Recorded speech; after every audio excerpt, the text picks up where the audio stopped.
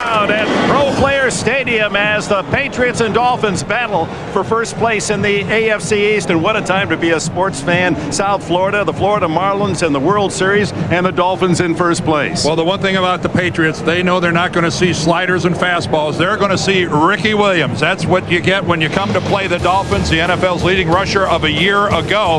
And if we look at the Chevrolet keys to today's game, you're going to see Ricky Williams because the other thing he does, Dick, is hide a relatively anemic passing game. And the magic number of 13 is the magic of the heat and humidity of September and October. New England has never won here in September and October. And the Patriots need to forget that they're on the road and think they're at home. Tom Brady has thrown 7 interceptions. Every one of them has been in a road game. And the Super Bowl hero from a couple of years ago, Brady, ready to go to work. If the Patriots win, they take over first place. 38.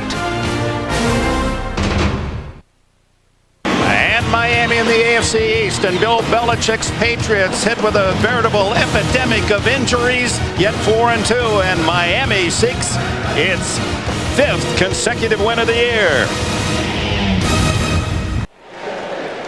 Ready to go here in South Florida, and Miami, after losing to the Texans in their opening game, unbeaten in the division, in first place against the New England Patriots, and their coach is with Bonnie Bernstein. Well, Dick, Bill Belichick's heard the stat all week. 0-13. His team is in Miami in September, October. Bill, what have you seen from your team this week you think might be able to turn that around? Well, I just think we need to play a good football game. There's no secret to that. Miami's a solid team. They're good in all areas, and we need a good game of execution in all 3 phases of the game. Coach, thanks. Belichick has done a tremendous job. We'll chronicle all the injuries. One of those just announced Ty Law, their all-pro cornerback, unable to suit up today with a lingering bad ankle.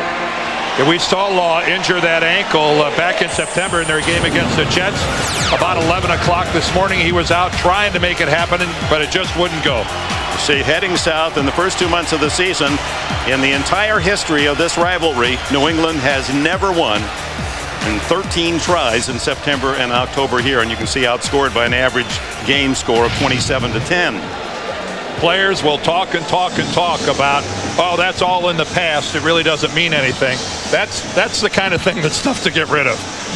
Especially when you're shortchanged with so many injuries on defense, you don't have that free substitution that you'd like to have. And when you're not accustomed to this humidity and heat, and it's up in the 80s and pretty high humidity, we had some brief showers this morning. It will be a test of the Patriots.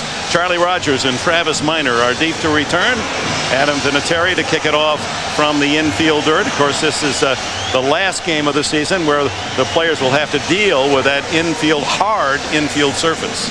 Dick, the point about dealing with the heat and the humidity, when you come from the north, it's easier to do earlier in the year than it is to have to do it later on in November and December. Vinatieri, good kick, sends Rodgers halfway into the end zone, and Miami will start from the 20-yard line with their quarterback Jay Fiedler. His team off to a solid 4-1 start, despite the fact that his own passing numbers are modest at best.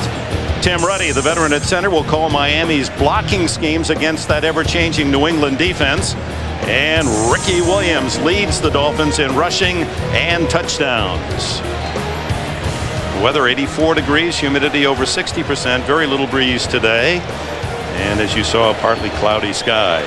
Fiedler and the Dolphins go to work first. Hey, right here, Ted. Fiedler, who is a solid runner and has made some tough yards there. And last week we saw him throw a vicious block to lead Ricky Williams to a touchdown. And here is Williams for a yard, maybe 2 on first down. Matt Chatham, the linebacker from South Dakota, makes the stop. And here's a look at the starters for the Patriots. Richard Seymour, he's only 23, but a merging star in the defensive line for New England. Teddy Bruschi leads the Pats in tackles, had an interception TD earlier this season. And rookie Asante Samuel starts for Pro Bowler Law at cornerback. Law is out with an ankle. That's Romeo Crennel, the defensive coordinator, a longtime Bill Belichick ally, and they think the same. Fiedler on 2nd and 8. Off play action. Fires downfield, complete, and what a catch! Hanging on to the ball is James McKnight when Rodney Harrison drilled him. First down at the 39. Well, the one thing you know about Rodney Harrison, if you're going to come across the middle of the field, he is going to let you have it. That is as big a hit as you will ever see a safety make on a receiver downfield. And to McKnight's credit, able to hang on to the ball. 17-yard gain. Williams, nothing inside, heads outside and dragged down by number 97, Jarvis Green. From LSU, a fourth-round pick a year ago. He's playing because Ted Washington won't return for another month or so with that broken ankle. The Patriots would rather start in a 3-4 defense, but this is defense out of necessity. They have more healthy defensive linemen than they do linebackers. Willie McGinnis wasn't able to go today because of a variety of injuries. Teddy Johnson is down. Roosevelt Colvin gone from the year, and Romeo has to make an adjustment. You got more linemen, you're going to go with a 4-3. Second and 11 for Fiedler. Fires to the far side, had to throw it away as pressure came early. Chambers was the intended receiver. It is hard to believe that the Patriots this early in the season have sustained this many injuries to their defensive unit. Take a look at that right there. Those are guys, some out, Colvin on the left, they're out for the year. Law's been bothered for the last month. Washington, McGinnis, Vrabel, these guys will be back. Johnson will be back. And when you add to that, the week before the opener, they released Lawyer Malloy, their defensive captain. It's amazing that the Patriots are 4-2 given those injuries. Third and long. And Fiedler drifts the throw. Fires to this side, and his receiver, Chris Chambers, had slipped as he made his cut, and out comes the punting team for Miami. New England has not given up a touchdown in the first quarter since week 1 in that disaster up at Buffalo. Troy Brown, the all-time leading punt returner in New England history, both in yards and chances, stands on the infield dirt inside the 20. Matt Turk, the veteran from Wisconsin Whitewater, second duty here in Miami, sends a booming spiral. Brown from the 16. And he's smothered at the 18. Led by Brendan Ayanbadejo, the younger brother of Femi Ayanbadejo, who will start at fullback for Miami today.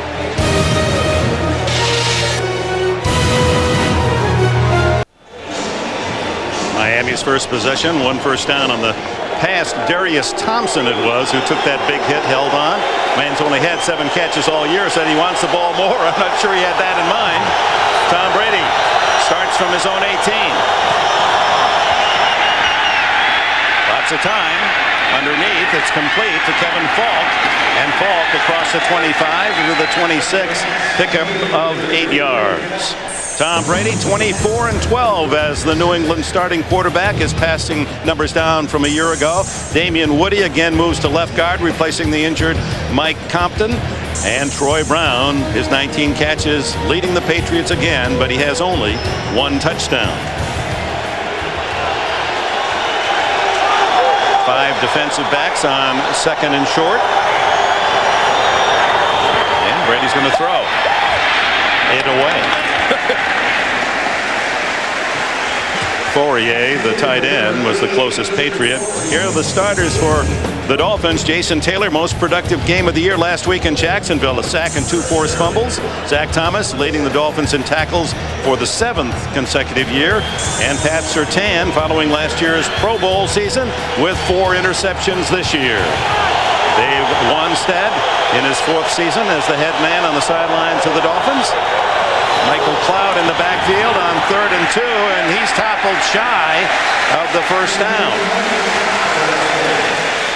Well, this Miami defense, after losing at home to the Houston Texans in the last 4 wins, they have not allowed an opponent more than 10 points. If they do that again today, that would be a franchise record. 5 straight games without allowing more than 10. And that defense shows its strength on that first series. A real disappointment for New England when you get 8 yards on first down and you're facing just a 2nd and 2 and you don't convert. That is terribly disappointing for New England.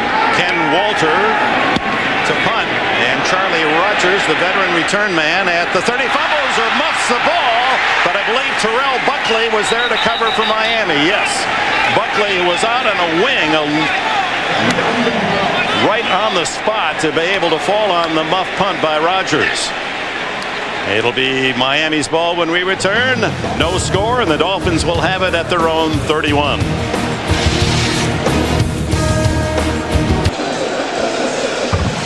How close New England came to recovering this ball.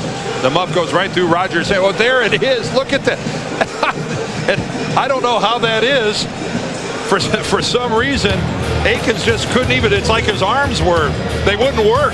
He was willing them to reach out to the football. And you see both these teams last week, substandard in the yardage. They really got pushed around, but they won the turnover battle and the game.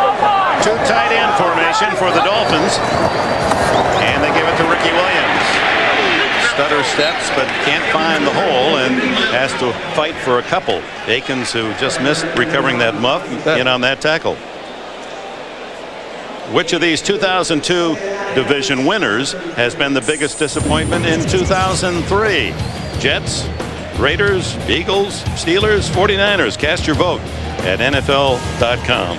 Well, one of them, I don't want to say which one, actually played in a championship game last year and a Super Bowl. It's disappointing when you're 2-4. Yes, it is. Fiedler goes deep. And it's Thompson, and it is intercepted on the carom.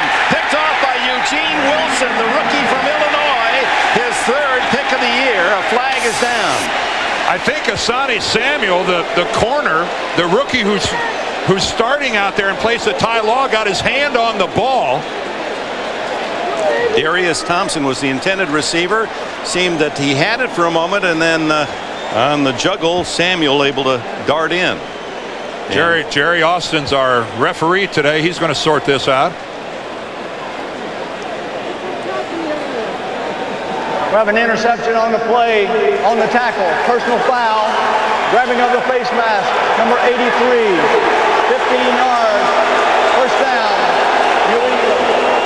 Eugene Wilson, one of the youngsters, called to duty by Belichick on that defense. Number 22 has the coverage. That's Samuel, and you can see the bumping, and he has just outstanding coverage on Thompson.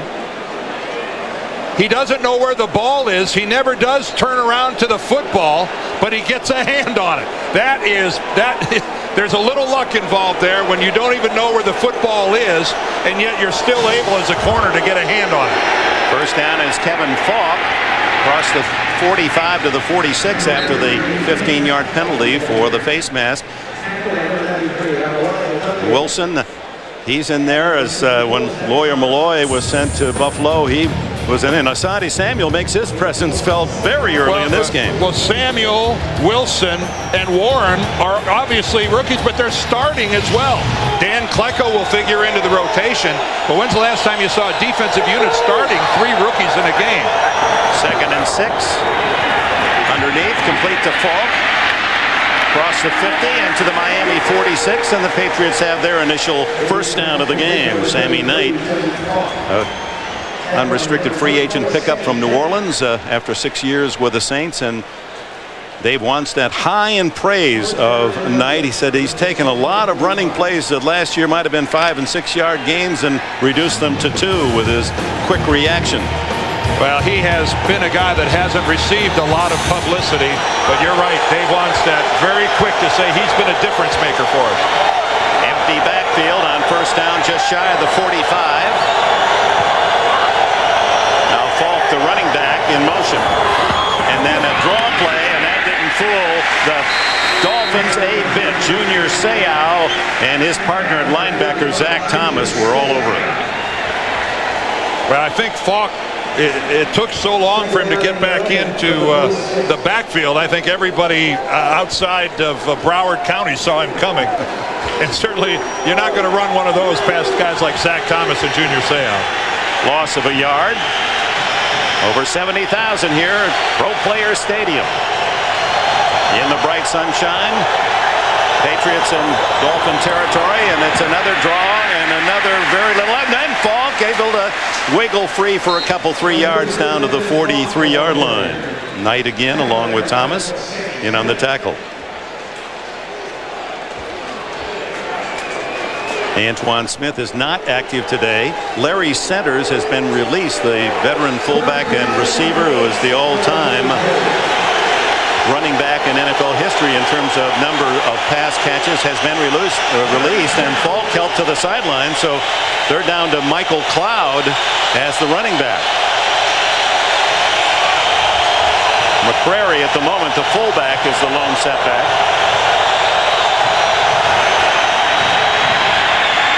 Throw into the flat, complete for short yardage to David Givens, second-year receiver from Notre Dame, but well short of a first down. Sam Madison, veteran at the corner, just had that one read perfectly. And that's one of those pass patterns I know that drives the fans crazy. It doesn't accomplish anything. It doesn't get you into field goal range. It certainly doesn't get you the first down unless the guy's going to break 2 or 3 tackles. So it's pretty much of a wasted play. It goes down as a completion, but meaningless. So out of field goal range, Walder will hit a high dying kick that Rodgers fair catches, lets go, and it takes a Miami bounce out to about the 13-yard line. And with it, a timeout. First quarter, 6:55 left, no score. Minutes on CBS. Junior Seau equipment change. You can see the humidity and heat here, how heavily he's perspiring. And here comes Ricky Williams, and he'll make a defense sweat as he goes out to the 30-yard line and a first down. You meet Ricky Williams, you talk to him, you pass him in a hallway, you look at his physical build. None of it would lead you to believe that he could have a burst like this and such speed to the outside. Very patient. He lets his line set up the blocks. But Ricky Williams, look at the juke to the inside, and then it really was a fine play by Asante Samuel, not allowing Williams to get around to the outside. Darius Thompson had a good block at the point of attack as a receiver, but Williams so deceiving with his speed. 18 yards. Now the throw underneath is complete to Chambers, and he has what appears to be another first down, and then fumbles the ball. Rodney Harrison picks it up for the Patriots, and he's tackled at the 25-yard line. Chambers trying to get another extra yard, and Chris Akins came over and hit him, and there was a little bit of theft out there in broad daylight. Chambers arguing that forward progress should have brought a whistle. This is nothing but a great effort by Chris Chambers. Now right there, I would have blown the whistle when he was hung up and straight up and down. Tyrone Poole got that ball out of there, but I would have thought the whistle would have blown. Let's see if we Dave listen. Wanstead's so upset. There comes a point in time where you try to protect the guy, and right there, I would have thought a whistle would have blown, but it didn't. And Rodney Harrison, who has been playing terrific football for Bill Belichick and through very high praise from his coach, takes it downfield. Incomplete at the 20-yard line for Troy Brown. Moreland Greenwood there to cover for the Dolphins. As a player, Dick, you're conditioned. You play until you hear the whistle blow. And right there, I think it's a case where Chambers expected the whistle and didn't get it.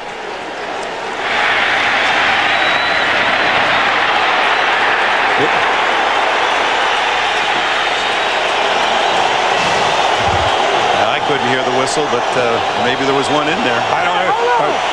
Lance Barrow, our producer's telling us that he could hear it there. I couldn't hear it through our headset either. Here's Falk. He's straightened by the good hit and makes short yardage down to about the 22. That'll bring up third down as Terrell Buckley, the fifth defensive back, in to make the tackle on Falk. He leads the Patriots in rushing this year, 263 yards, and thrown in 12 catches as well. Well, last year for the Patriots, Antoine Smith was the heavy-duty back. He had 5 times as many carries as Kevin Falk. And Falk has worked his way into the mix through injuries to Smith, but the Patriots like his productivity and his explosiveness. Third down and 6. Brady underneath, wide open is Falk. He's to the 15-yard line, and that'll be enough for a first down.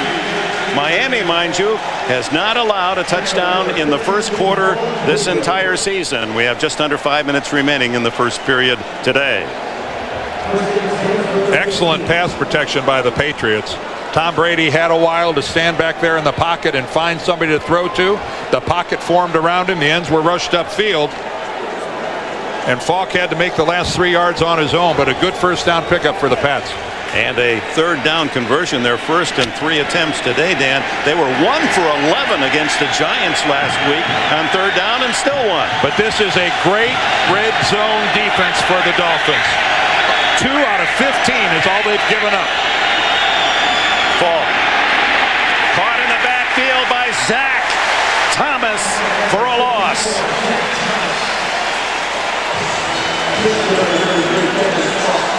He scrapes outside. Zach Thomas completely untouched. Watch him come right upfield.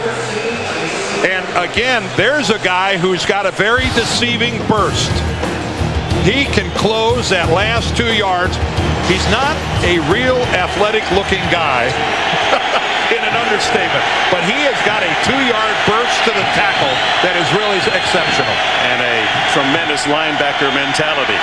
Brady dumps it off complete to Troy Brown, looking for a block, is able to elude one tackler, and he's down inside the 10-yard line. Good effort by Brown, the veteran receiver, who is moving up the list of all-time Patriot pass catchers. Started the year with 418. And Dick, this is what the Dolphins know is coming. An isolation on Zach Thomas with Troy Brown. They spread the field, send everybody in different directions, and leave it where Zach Thomas has to try to tackle a wide receiver. And that is a way to finish it off as Brock Marion buries Troy Brown. 3rd and 5 from the 10. 6 defensive backs, empty backfield. Brady, quarterback draw, doesn't get there. He needed 5, picked up about 3.5. And Wale Ogunleye, who has been playing great at defensive end for the Dolphins, makes the tackle. That's quarterback draw all the way, and Ogunleye just gets in there. He reads it perfectly. A lot of times you'd think a good pass rusher like Wally was just going to burst upfield, but he honored his responsibility. He took his 1 step, fell back inside, and kept the Patriots from getting a first down. So on comes the place kicker Adam Vinatieri to try a 30-yard field goal, as once again the Dolphins have denied the touchdown in the red zone. And Vinatieri make that 25 yards on the field goal, and Bill Belichick's Patriots take advantage of the fumble recovery by Harrison to take the early lead. Miami's world-famous eatery Joe's Stone Crab, and these stunning views of Miami and Players Stadium, courtesy of the Saturn Lightship. The entire Saturn Lightship team hopes you're enjoying CBS's coverage of the NFL. Vinatieri, a 25-yard field goal to open the scoring with 2:24 remaining in the first period, and he'll kick it off to Charlie Rogers.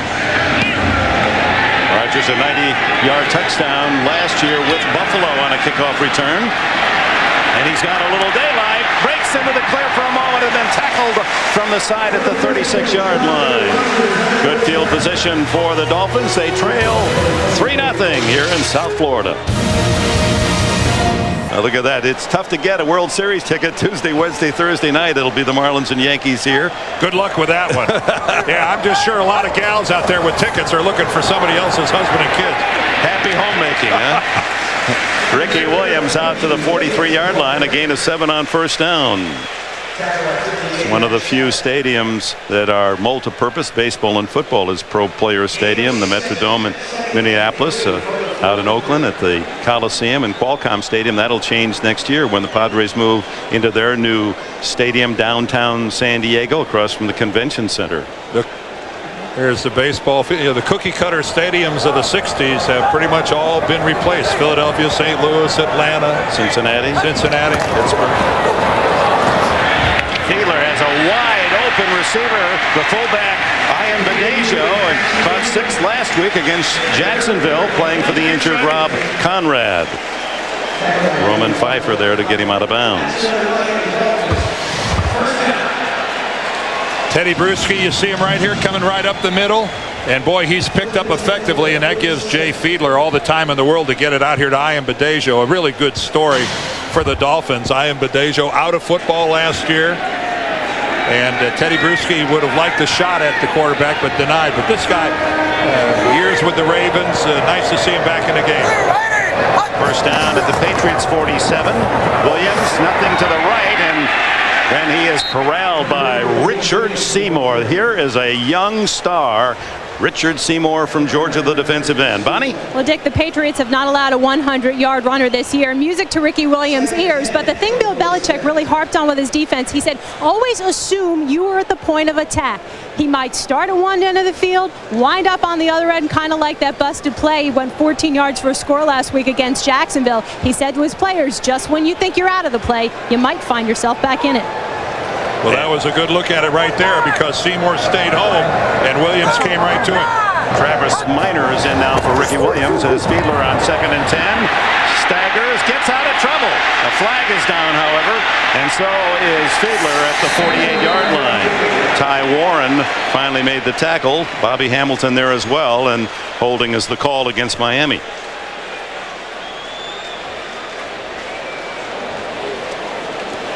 Holding, 61 offense. Penalty is declined. 3rd down. Center Tim Ruddy guilty of the foul. Dave wants that just crazy over the number of penalties this Dolphins team is incurring. They only had 11 of them last week for 149 yards, multiple holding calls, 3 interference calls. They had a roughing the punter call. Twice they had 1st and 30. I'm surprised Dave hasn't plucked himself bald. Final seconds of the first quarter if they get it off, and apparently will not. That is the end of the first period. It ends with Fiedler and the Dolphins looking at 3rd and a dozen. It's the New England Patriots 3, the Miami Dolphins. With our producer Lance Barrow, our director Mike Arnold, Dick Enberg, Dan Deardorff, Bonnie Bernstein. Happy you joined us here in South Florida, where the Patriots lead the Dolphins 3-0. We open the second quarter with the ball at the New England 49. Miami on 3rd down and a dozen. Enthusiastic sellout here at Pro Players Stadium. Officially, it's 3rd and 11, a long 11.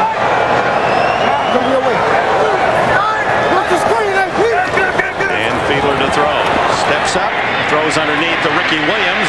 Eludes 1, eludes 2, and finally wrestled down at the 41 short of a first down by Tyrone Poole. Good open field tackle by Poole. Tyrone Poole is only 5'8" and 185 pounds, but he is a surefire tackler. And again, look at Ricky Williams, his ability to make people miss. It's so deceiving that a big man like that, but again, Tyrone Poole chooses to take him on high and makes the tackle. That's not easily done. Matt Turk, a 3-time Pro Bowler with the Redskins earlier in his career, sends a beautiful spiral that Troy Brown's going to let bounce, and the Dolphins will cover at about the 7-yard line as Brendan Ian-Badesho, 2 Ian-Badeshos in Dolphin uniform, covers it for Miami. Their cover with Friday on the side of his car. You can spot him. And on first down, Kevin Falk off the left side and makes it out to the 11-yard line. Larry Chester and Jason Taylor collaborate on the tackle. It'll be 2nd down and 6. Well, this is a typical Miami-New England game, played very close to the vest. Field position all important. This drive would be a success if it was just measured not in points, but just a couple of first downs to kind of get the ball on the other side of the 50. Toss to Falk. And he is straightened up and dropped by Moreland Greenwood with Sammy Knight there, secondary support. Moreland Greenwood had such a big game last week. Ground level from behind. This is what Kevin Falk sees. But you're going to see that stand-up straight hit by Greenwood. He's the strong side linebacker, and what a monster game he had last week.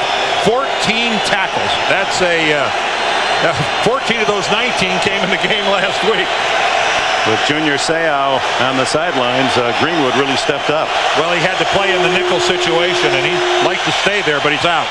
Brady on the sneak, and that's going to be close to the first down, or did he fumble? The scramble. And when they start pointing like that, the ball's been free. And the Dolphins able to come up with it. So Bill Belichick had an interception and a fumble recovered that led to a field goal, and now Brady on a quarterback sneak loses it. Jay Williams recovered for Miami. Well, let's take a look and see if we can find out if the ball comes out. Tom Brady coming in behind his center, Tom Copeland, and you can see that the ball is loose before Brady's knee hits the ground. There is no question that he loses the ball. Initially, it looks like Damian Woody, his guard, recovers it.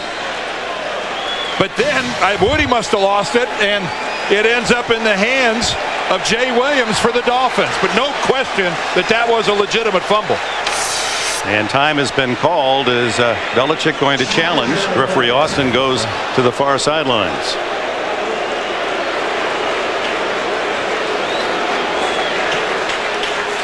New England is challenging the call on the play of a fumble. Yeah, from our view, that first replay certainly was free. We only looked at it once. Again, 67 is Copeland, but as Brady is on his way down, the ball is loose. He does not have possession of the football. And Williams on the top of the pile somehow gets underneath there and digs it out. We're back in Pro Players Stadium, and Jerry Austin under the hood to discern whether or not that call will stand. I'd be shocked if he ruled this wasn't a fumble. After reviewing the play, the ball comes out before the quarterback's knee is on the ground. Therefore, it's a fumble. The call stands is made on the field. New England is charged a timeout, their first. Pretty open and shut case. Tom Brady is fumbling with the ball to get a clean handle on it already. You can see the ball. He's lost it there. Just as his left knee is going to be the first one to touch the ground, he never fully regains possession of the football, and out it comes. So that was a nifty piece of officiating, a good call on the field, upheld in replay. A relatively safe play ordinarily. A quarterback's knee winds up in a turnover, and Miami has it at the 16. Ricky Williams goes to work. Drives down to the 10-yard line, and a good pickup again on first down for Williams, who has carried the ball more this season than any back in the NFL. He has carried 134 times in the first 5 games. What a treat it has to be for an offensive line to block for a guy like Ricky Williams, and what a luxury for an offensive coordinator like Norv Turner to have a hammer like that to use in this situation. And we mentioned how tough the defense of Miami is in the red zone. The offense is just as good for Miami in the red zone. They've 9 touchdowns and 12 chances. And Fiedler trying to add to it. Complete underneath to Randy McMichael, the tight end, and Harrison came up with a hit. It'll be close to a first down. It is a first down. And goal. He makes the catch right about on the 5-yard line. He's pretty much straddling it when he makes the catch. Well, here, a team, you're in a power situation at the 5-yard line. You have a first down, and again, to have a Ricky Williams in the backfield and a quarterback who's a very able runner in Jay Fiedler. Lots of options for Miami offensively. Williams up the middle. And a yard for Ricky Williams as he's covered by Roman Pfeiffer and company. You think Ricky Williams likes playing against the AFC East? His brethren over there, averaging 137 yards a game since 2002. Not quite the success against everybody else. He just wears you down, and he just never seems to get tired. And Dick, hasn't it been fun over the years watching him blossom personally when you sit down to talk to him? Absolutely, a delight to be with. Cut his weight down to 226 pounds. He played as heavily as 250 at New Orleans. Fake, Fiedler throws, complete, but it's going to be for very little gain as Ryan Badeja, the fullback, drifted into the flat. Teddy Bruschi was right there for the Patriots. Jarvis Green hurried Fiedler along with the pressure. Yeah, Jarvis Green, you're hoping that he goes down the line of scrimmage in pursuit. Instead, he goes upfield, and that wasn't what Fiedler was expecting, to have a guy right in his face. Actually, the pass is complete, but a loss of a couple of yards. It's 3rd and goal from the 5.5. And Bill Belichick sends out defensive backs looking for the throw.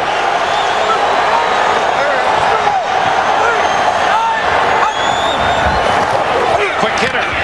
Complete. Touchdown. Chris Chambers. What a throw by Jay Fiedler. And what a nice piece of work by Chambers holding on. There's Chambers, a quick slant right into the middle. Here's the ball right between two defenders, Poole and Akins, and that was well executed on the part of the Dolphins. Now Miami takes advantage of the Tom Brady fumble. 16 yards later, it's a 6-yard throw. Fiedler to Chambers. And the extra point added by Olindo Mare. So Chambers, the wide receiver from Wisconsin, has his 4th touchdown of the season. Yeah, there's nothing that concerns coaches more than giving the other team a short field, and that's exactly what Miami was presented. 16 yards, 5 plays. As Jay Williams recovered the fumble by quarterback Tom Brady, and Chambers a tough catch over the middle. 6 yards for the score. You mean turnovers are important? Somehow that does correlate rather heavily to victory, doesn't it? Home points so far off turnovers as Bethel Johnson, a yard deep, returns Mare's kickoff. Spins out of 1 tackle, but not the second, as Travis Minor, the running back on special teams, makes the tackle. As the New England Patriots huddle, we remind you tonight on CBS, Catherine Morris will star in TV's most watched new drama, Don't Miss Cold Case, tonight right after 60 Minutes here on CBS. Let's go back and look at the touchdown. Tyrone Poole right here. He's going to give Chambers the inside release because he knows he's got safety help inside. As coming into the picture right here is Chris Akins. It's his job to explode all over Chris Chambers, and he doesn't do it. Akins, that was his responsibility to cause an incomplete pass there, and he didn't get it done. First down pass is complete to Kevin Falk, and he's run out of bounds out at the 35-yard line. Make that to Deion Branch, his first catch of the game. Branch, the second-year receiver from Louisville, second on the team in catches to Troy Brown. Well, when you talk about Deion Branch, I'm always reminded of sitting and chatting with Bill Belichick, and he said he has Terry Glenn type of talent. That's pretty lofty praise for the former Patriot receiver. And you throw Terry Glenn and everything he accomplished in this league, that's a lot to live up to for Deion Branch. 9.5 minutes left in this first half. First down Brady. It's Falk. Good hole. And finally straightened by Brock Marion. Then the ball comes out. Was it after the whistle? Apparently not. They haven't marked it yet. It's first down Miami. As Brock Marion jars it free from Falk, and Larry Chester, the big nose tackle, falls on it. Well, if there's a common theme today, if you're in a group of people, you better try to get 2 hands on a football, because this is very reminiscent of what happened to Chambers earlier. Stood up, but Brock Marion not only stands Kevin Falk up in the air, he also pulls the football free. There's Brock Marion, but watch, he works his way up to the football and pulls it out of Kevin Falk's arms. Now, how's that for doing everything by Brock Marion? And then Larry Chester, he just has to fall on it and envelop it. 11-year veteran Marion, a former Cowboy, makes the big defensive play. And now it's Fiedler looking for something big. Oh, across the middle and a leaping catch. And it's Darius Thompson down the sidelines for a touchdown.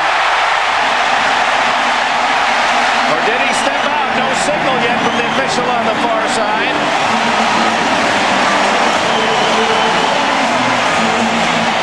Darius Thompson has complained about getting his share of catches. What a terrific spear of this ball. But what's the huddle all about? I think down by contact. Tyrone Poole had the coverage. He went for the ball and missed. But there was contact, and Thompson's knee went down. I believe that's where they're going to mark it. At about the 21-yard line. The receiver went into the air, caught the ball, came down, was touched. touched. Then when he went to the ground, his knee touched. Therefore, he's down by contact.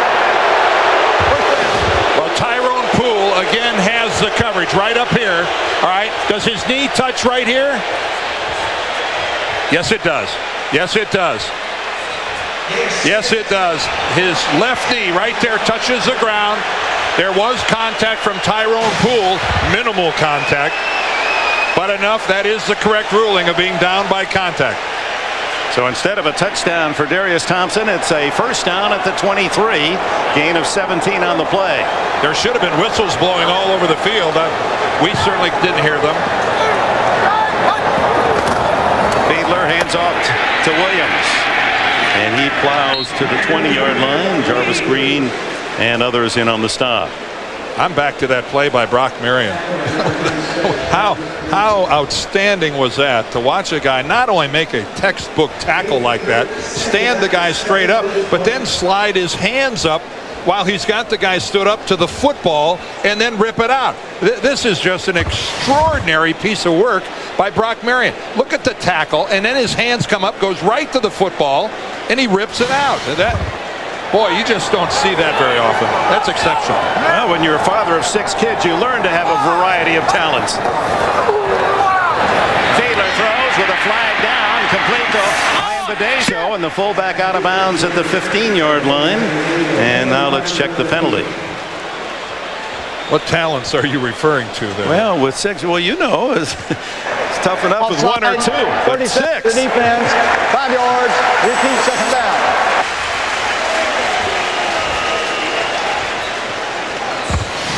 They'll mark off 5 against the Patriots down to the 15-yard line.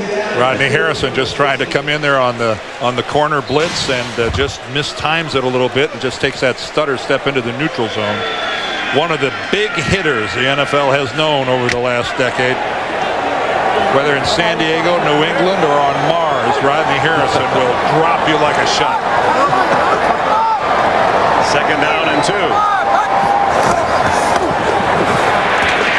Williams appears to have the first down as he goes straight up the middle. Yeah, even Rodney Harrison knocking down his own teammates in the training period. He said, hey, my mom likes me. That's all that matters.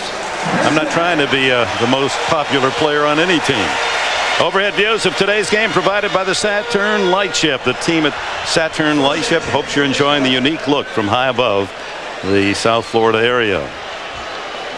Well, Miami 10 for 13 in the red zone on offense, counting the touchdown today.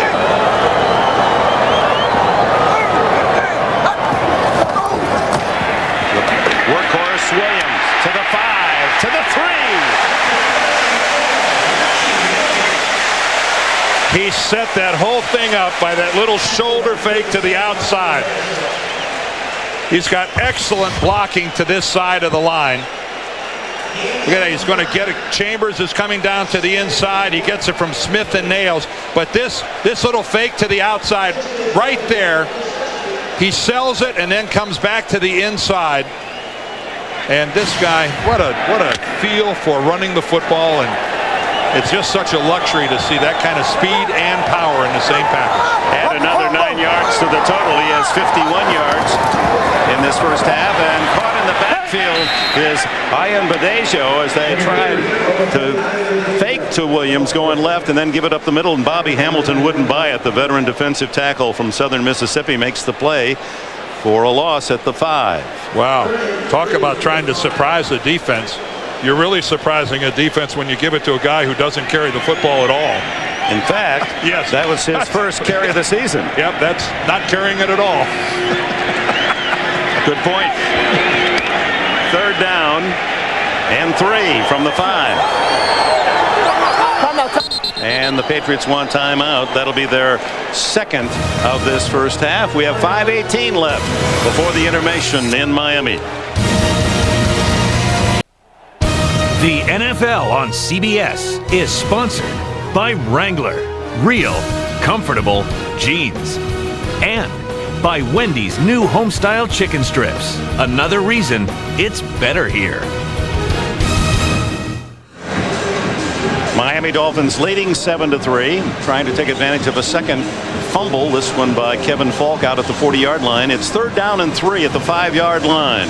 Well, the last time they were in this spot, remember they threw that quick slant to Chris Chambers, and Jay Fiedler collected a touchdown pass. I don't wonder if they'll have the gumption to go to the air again. Ball in almost exactly the same spot. Now they can get a first down without a touchdown.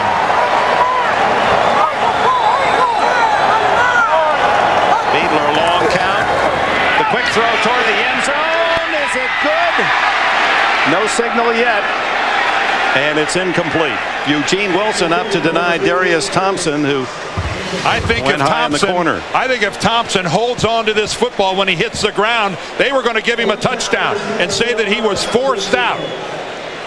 But when he hits the ground, when the ball's going to come loose, because the official right there, he was following him all the way to see if he held on to the football. You see, he's still looking at him. I think it would have been an incorrect call because it looked like he was going to come down out of bounds anyway. 23-yard chip shot for Olindo Mare. Little satisfaction to Dave Wanstead and the Dolphins. They were looking for 7. So it remains 10-3 Miami. Bulls. New England Patriots scoring their field goal after a fumble recovery, and then 2 fumbles in Patriot territory covered by the Dolphins that led to 10 points and the lead. Mare to kick it off. Bethel Johnson, Patrick Pass are deep.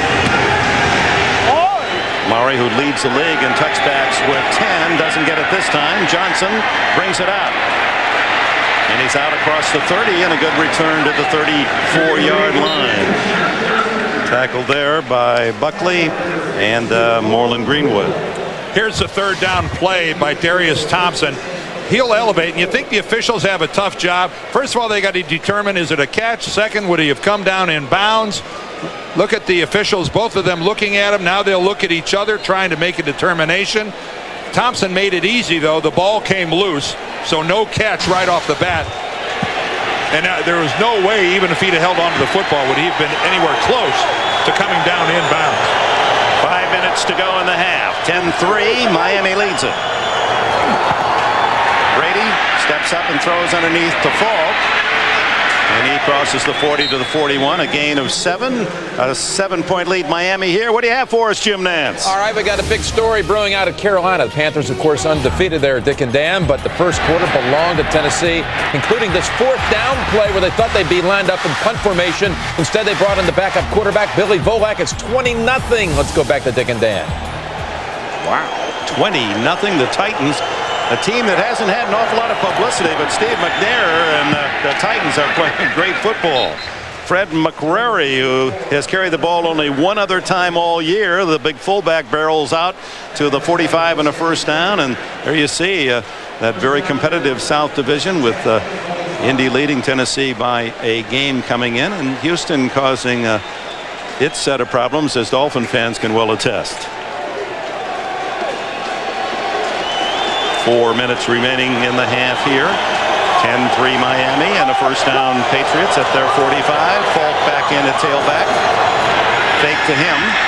Brady steps away from pressure, throws incomplete. He had Deion Branch clearing on the cross pattern. And let's right back to New York we go. All right, thank you. Another unbeaten team is Minnesota. The Vikings have sacked Steve Berline 5 times in the first half. Dante Culpepper back in the lineup today, improvising here. Kelly Campbell with the catch, and now watch the move. Sets himself free for the touchdown, and it's 7-0 Minnesota. Let's go back to you.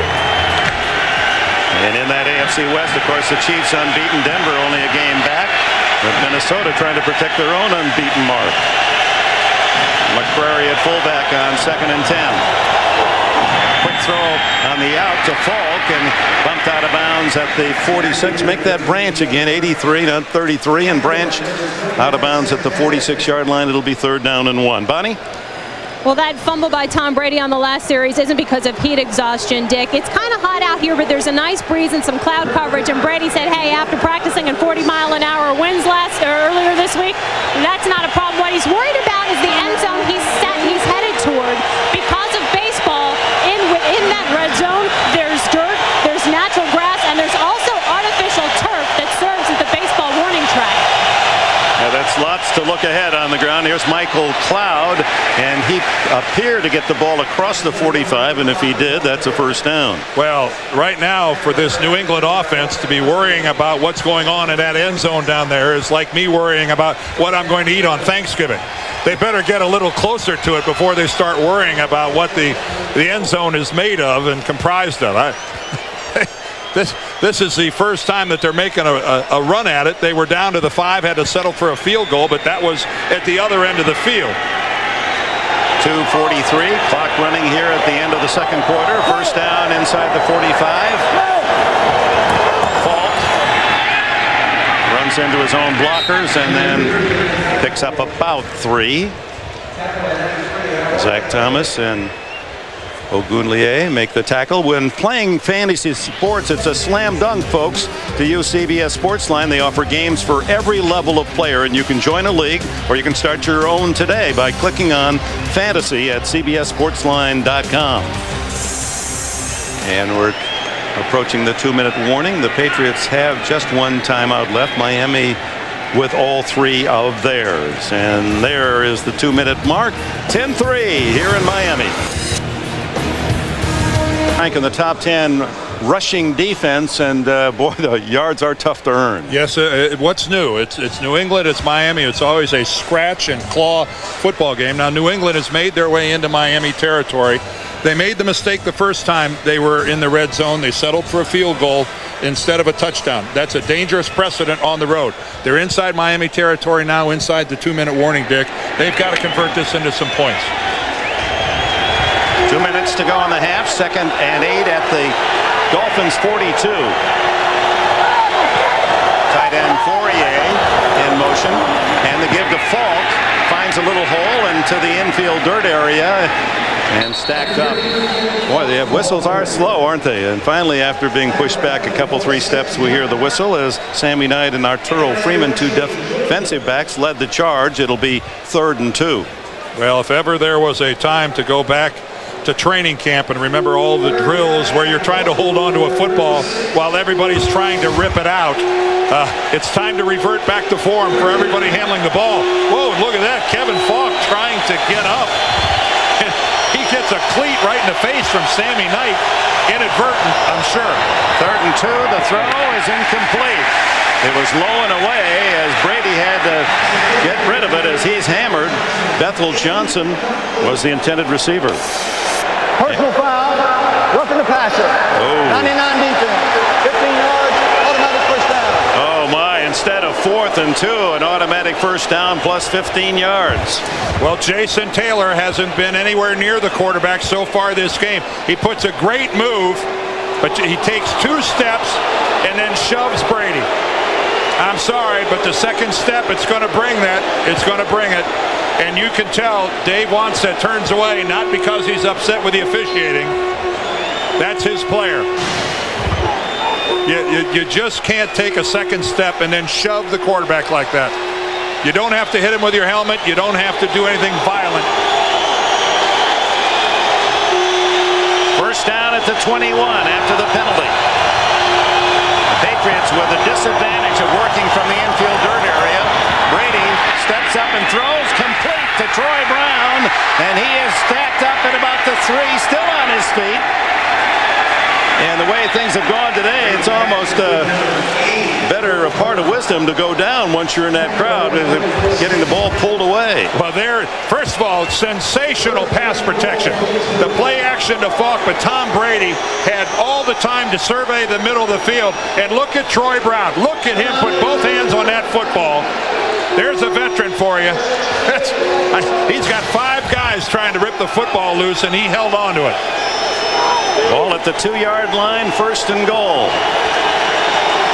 little confusing with the infield foul line dirt on the outside. Michael Cloud, the running back, but they gave it inside to McCrary instead. I think Dan Klecko, actually. Dan Klecko, number 90, who has been used as a fullback in short yardage. Yeah, they did give it to the son of the great former New York Jets defensive lineman, but he's unable to get in the end zone. Only 20 seconds left in this first half. It's 10-3 Miami, but the Patriots only a couple of yards away from trying to tie it up before halftime against a defense that has allowed only 4 touchdowns all season long. Dan Klecko is lined up at fullback. Mike Cloud, the tailback. Brady into the end zone. Touchdown to the tight end, Christian Fourier. A flag is down in the end zone.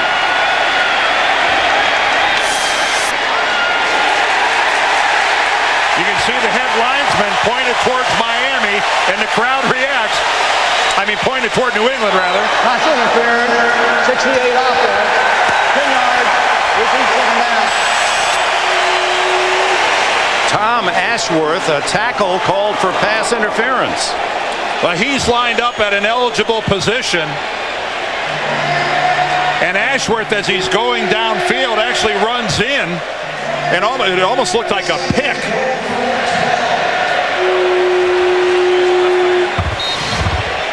Ashworth is lined up right over here. Take a look at him as he releases. Right there, you can see from behind. He runs right, he runs right into the back of Marions and Tommy Hendricks and picks him off. Monster penalty. Outside the 12-yard line, Brady number 12 throws back and incomplete and no flag, and Jason Taylor putting the pressure on Brady. Deion Branch in the end zone couldn't get around the defender. Jason Taylor gets a great jump off the football, but the biggest thing there is he's working against Daniel Graham, a tight end. I'm sorry, no tight end in the National Football League is capable of blocking Jason Taylor in a pass rush situation. So the touchdown pass to Fourier nullified by the penalty against Ashworth for offensive interference. So out comes Vinatieri to try to salvage 3. It would be a 30-yard attempt. Miami calls its first time out. 7 seconds left in the half. We'll wait for Vinatieri to see if he can make it 10-6. That to follow the final seconds here of this first half as Vinatieri has it lined up. A 30-yard attempt. Dick, it's the age-old story, though. When you get inside the 10-yard line and you settle for field goals instead of touchdowns, more often than not, it comes back to haunt you at the end of the game. And the offensive interference call against Ashworth costing New England the touchdown that would have tied it. Vinatieri knocks it through. There's Ashworth. Tackle called into play because of the injury to Adrian Clem that's cost Clem his season. And again, this dirt is still here because of the Marlins being in the World Series. And a good job of spotting the ball, and everybody from the kickers to the defensive linemen agree that you've got to have a whole different mindset trying to get good footing on the dirt. So 2 seconds, so it figures that Vinatieri will just scuff his kickoff. It gives us a chance to remind you there's our all-star lineup. Monday nights includes the Emmy Award-winning Everybody Loves Raymond, CSI Miami. Sharon Stone's going to be with David Letterman on The Late Show tomorrow night, all here on CBS, America's most watched network. Oh, substantial drive, the best of the game by either team, as Tom Brady took his team all the way down to the 2-yard line but couldn't knock it in the end zone for the touchdown. Saturday, college football, Home Depot SEC on CBS with the Tennessee Vols and the Alabama Crimson Tide. It all begins with Tim Brando and Spencer Tillman on Olympus College Football today. Next Saturday, Tennessee, Alabama here on CBS. Rodgers is deep, but it doesn't figure he's going to get the ball. Can you say knuckleball, fungo ball, whatever you call it? There it is. Round ball right up the middle of the infield. And finally covered by the Dolphins, and that'll do it for the first half. Donald Lee, the backup tight end, there to cover. That looked like my kickoff return. Looked like your kickoff. You put it on the air a couple of weeks ago. 0 yards. That's how you get a 0-yard kickoff return. Oh, those great memories. They just come flushing out. See, it wasn't Jay Williams' fault. He covered the ball. That's all there was to it. So at the half, it's Miami 10 and New England 6 in a defensive battle the first 30 minutes here in hot and humid South Florida. Let's go down to Bonnie. Your defense has had such a big impact, Dave once said. How about creating opportunities for the offense? Well, we're hanging in there defensively. I mean, we've turned it over, twice, 2 critical times. I think we'll be fine on offense. We just can't give them anything, the scores that they have obviously came off of turnovers. The touchdown right there comes off of a questionable late hit on Brady. Great. Thanks, Coach. And thank you, Bonnie. So there it is, 10-6 at the half. We'll be back with the Nextel halftime report after this message and a word from your local station. You're watching the NFL on CBS.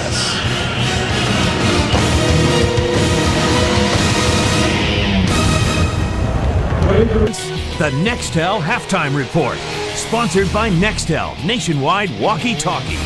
All right, we've got all the latest scores and highlights, including a big first-half performance by Tennessee over there in Carolinas. We welcome you to the Nextel halftime report. Jim Nance along with Dan, Dion, and Boomer. You're always messing around, man. It's good. Just relax a little bit. Right into it. Pay attention. Dolphins lead it down there in Miami. Do it, 10-6, Dan. And the game has really been sloppy so far. Turnovers on both sides, 2 each. Ricky Williams has been running the ball a little bit, 51 yards. If he gets 100, they usually win the game. All right, guys. Unbeaten Minnesota hosting Denver today, and Steve Berline has been tormented all day by that Minnesota defense. Here's the story. Here's the story. Dante Culpepper. Remember this guy? His back was supposed to be injured, scrambling around like he did before he left.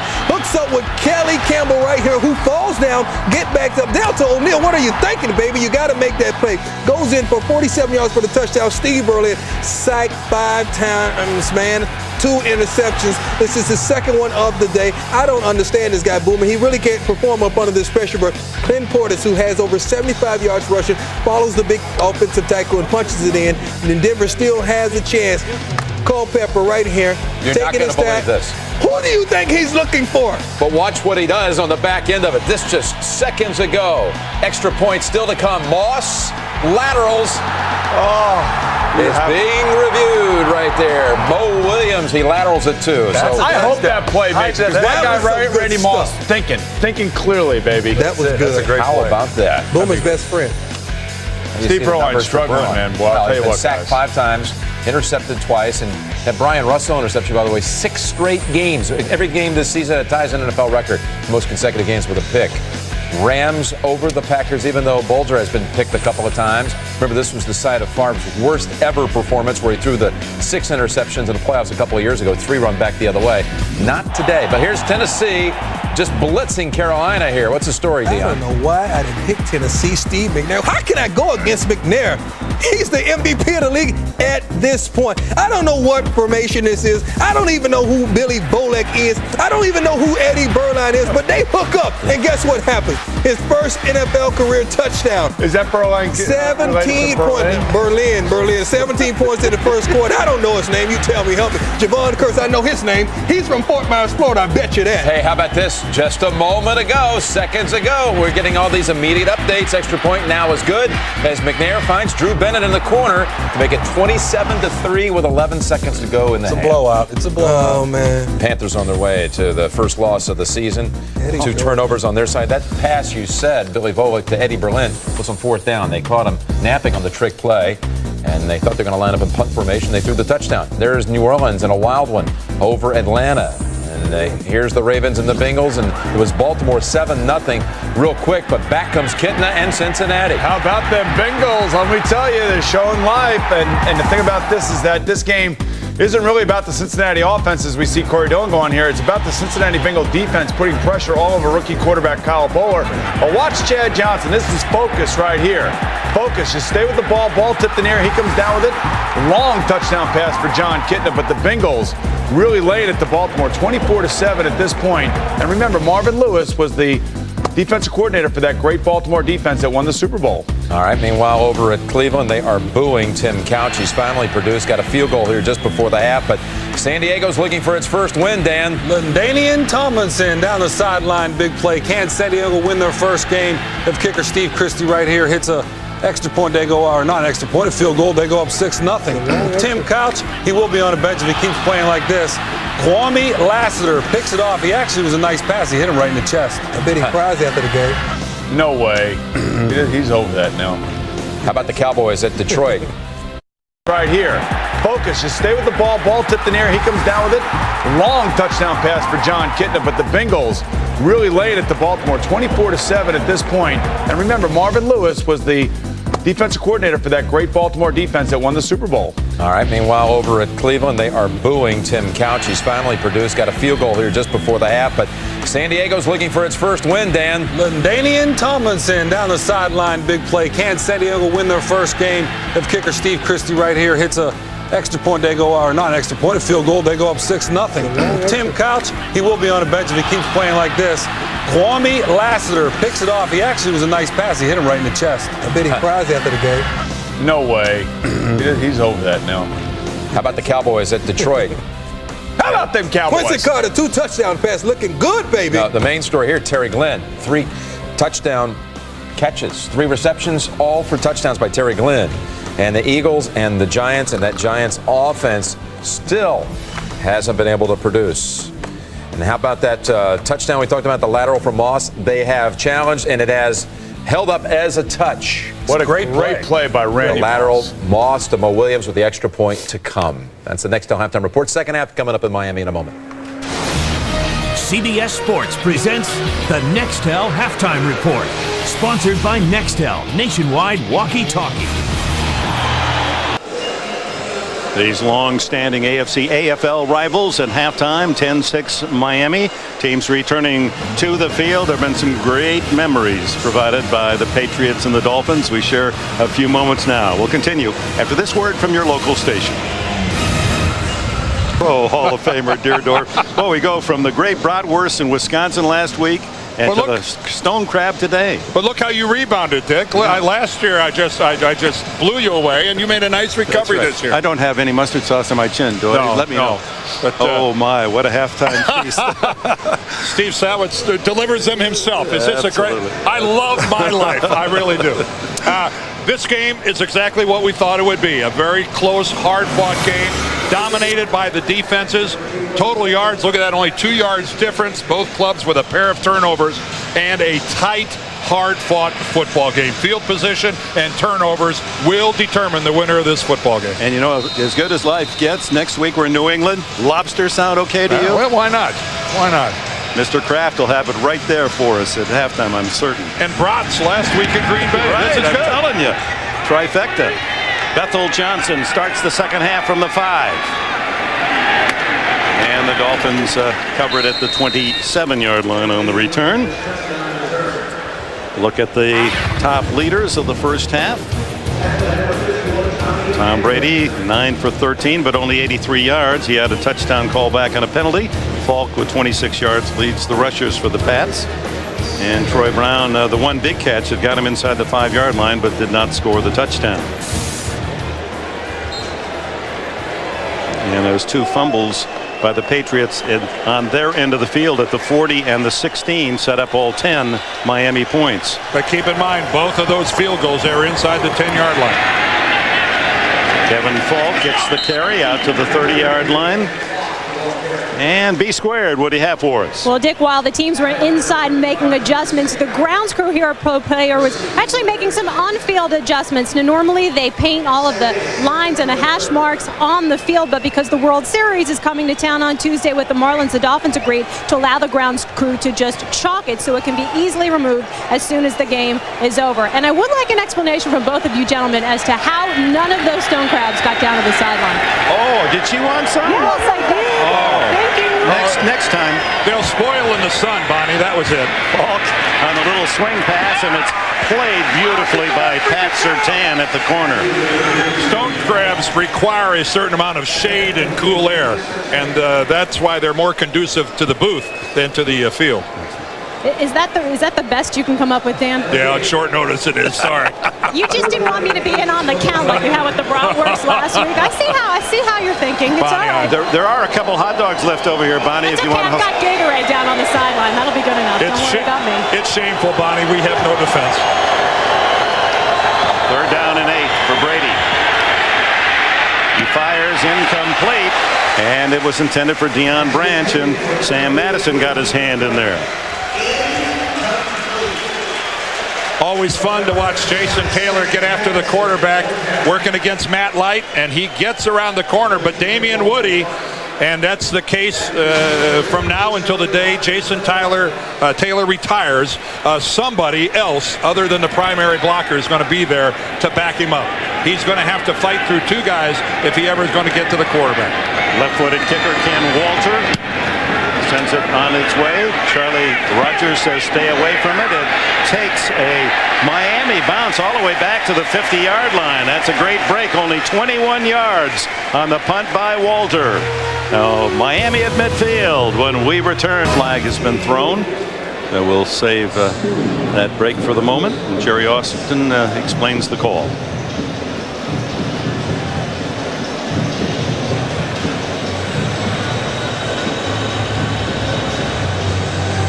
There's no foul on the play. There's pushing and shoving. That is not a foul.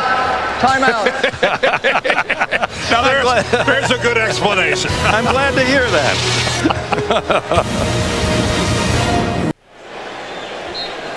10-6. Watch the right side of your screen. This is the action right there that precipitated all this pushing and shoving, according to Jerry Austin. Corey Jenkins pushes Larry Izzo. Then they start going back and forth. A flag was thrown, but Austin wisely told the official to pick it up. You need a punch to get a flag. Failer throws, and it is caught by Randy McMichael, the tight end, inside the 30-yard line as he beat linebacker Roman Pfeiffer. And that's what everybody in South Florida would like to see out of this Miami passing game, is a little more vertical. Excellent pass protection. And folks, that is a fine throw by Jay Fiedler. That is absolutely perfect, putting it the only place that he can catch it and no place where a defender can make a play on it. A superb throw and catch by the Dolphins. 22 yards on the play. Ricky Williams' first carry of the second half, and coming up from the secondary to bump him out of bounds was Eugene Wilson. Well, the offensive leaders for Miami are the cast of characters. You can see a high percentage for Fiedler, although he had the one interception. Ricky Williams banging him off there, nearly 5 yards a carry. And Darius Thompson, who came into the game with only 7 catches, has 2 on the game so far. The first one to start that game, where he took one heck of a hit from Rodney Harrison. And almost had a touchdown on another that was nullified. He dropped the ball after being tackled out of the end zone. After a loss of a yard, the long fake by Fiedler. Now he looks to throw back, and he has a man wide open. It's McMichael again. First down inside the 15, and again it was Pfeiffer covering. Well, Roman Pfeiffer, this guy has been a good linebacker. It's his 13th year in the league. But when he's locked up one-on-one in this situation with Randy McMichael, he's not going to be able to stay with McMichael. Pfeiffer runs really well, but McMichael is just a superior runner at the tight end position. That was the play prior with Ricky Williams where he gets stuck out of bounds. But, boy, you're asking a lot of any linebacker in this league to try to one-up with Randy McMichael and run with him stride for stride. 15-yard gain. Ricky Williams forced deeper into his own backfield and now takes the loss outside the 20-yard line. Well, excellent work by New England. The last 2 times Ricky has tried to carry the ball, the one you just saw and now this one, neither instance did they allow him to turn upfield. They stretched him sideways and ran him out of bounds. That time Matt Chatham, the linebacker, did it. But if you can keep Ricky Williams, his shoulders and his body parallel to the line of scrimmage, ooh, that's where you like to see him. And they allow progress to the 18-yard line, so that'll bring up second down and 14.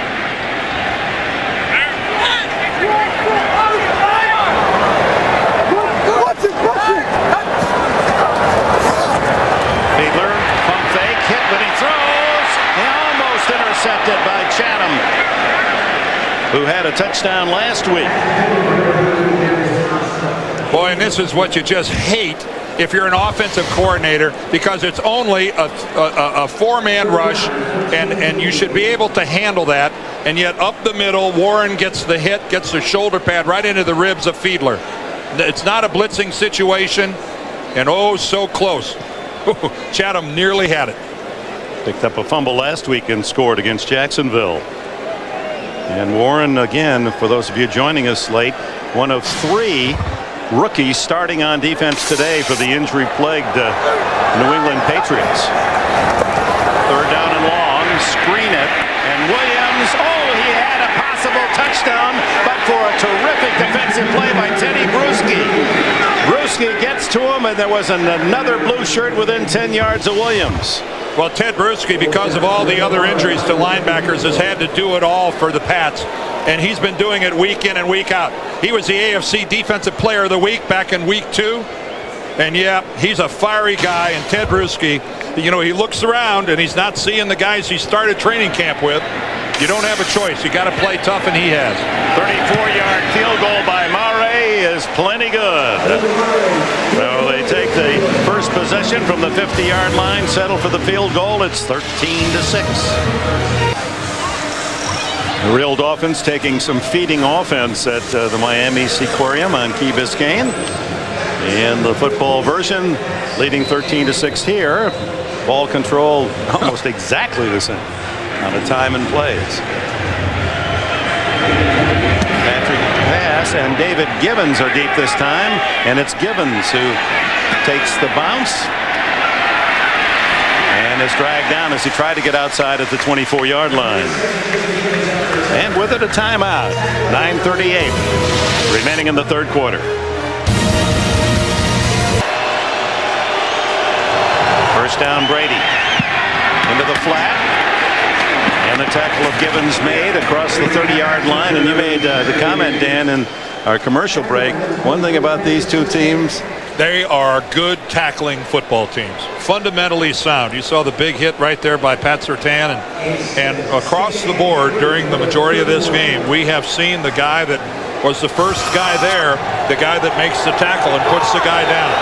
It's vogue in this league now to just put a shoulder into him. These two teams wrap up. 2nd and 3.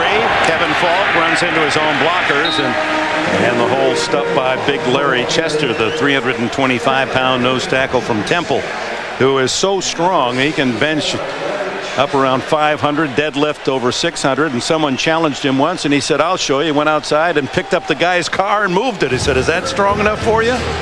It'd be strong enough for me, yes. I like a man who proves his point.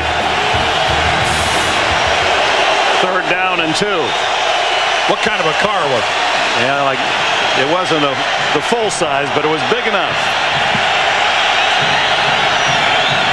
Quick throw over the middle, caught by Branch.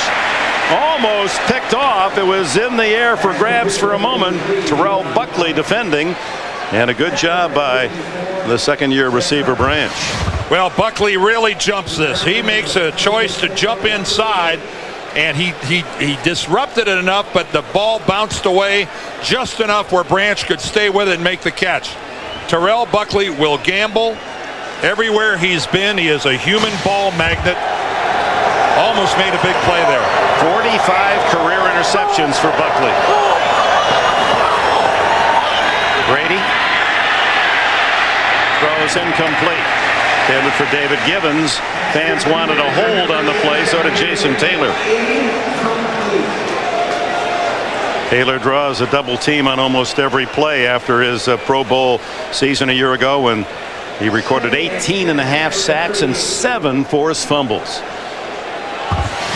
And you see, this is the type of situation. There's Jason Taylor coming in from the far side, and he's not held. He's tackled. That was a tackle and a put down. That's in the category of pushing and shoving, apparently. No penalty. Yeah, it's a shame sometimes what offensive linemen get away with these days. A quick throw to the outside to Troy Brown, and Brown out to the 44-yard line, and a gain of about 6. Tom Brady played his college ball at Michigan just after Brian Griese, who was down the sidelines with Miami. Take a look at what he accomplished last year in the first half dozen games of the season, to the left and into the right. And you go to the touchdown category right here, 14 versus 6. It has not come as easily for the New England passing game this year. Well, part of that is he's lost 2 of his starting offensive linemen, as he goes straight ahead for what appears to be and is a first down. Brady, who fumbled the ball on a sneak in the first half, and it cost the Patriots the ball at the 16-yard line and led to the only touchdown of the game. Well, you got a short yardage situation, and Tom's just coming up there, and that is probably not even a call to play. He probably just at the line decides to run it. He'll make a decision where the middle linebacker, if he's too far off the ball, Charlie Weiss, the offensive coordinator, they work it out ahead of time. Just take it and go. First down at the 49. Brady complete to the tight end Fourier into Miami territory at about the 44-yard line. Pat Surtain on the coverage.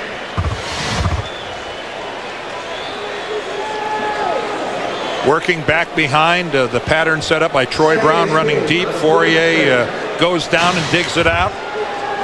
Christian Fourier, who's really more well known for catching touchdown passes. The guy is a touchdown machine down around the goal line. Said, boy, I'd love to be a bigger part of things out in the field. 2nd and 2, and it's Michael Cloud who's to the 40-yard line, the former Boston College runner.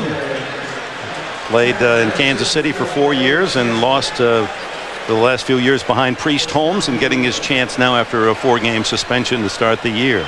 Yeah, he missed the first 4, and his arrival here with this Patriots offense has come just in time because of Antoine Smith and his problems.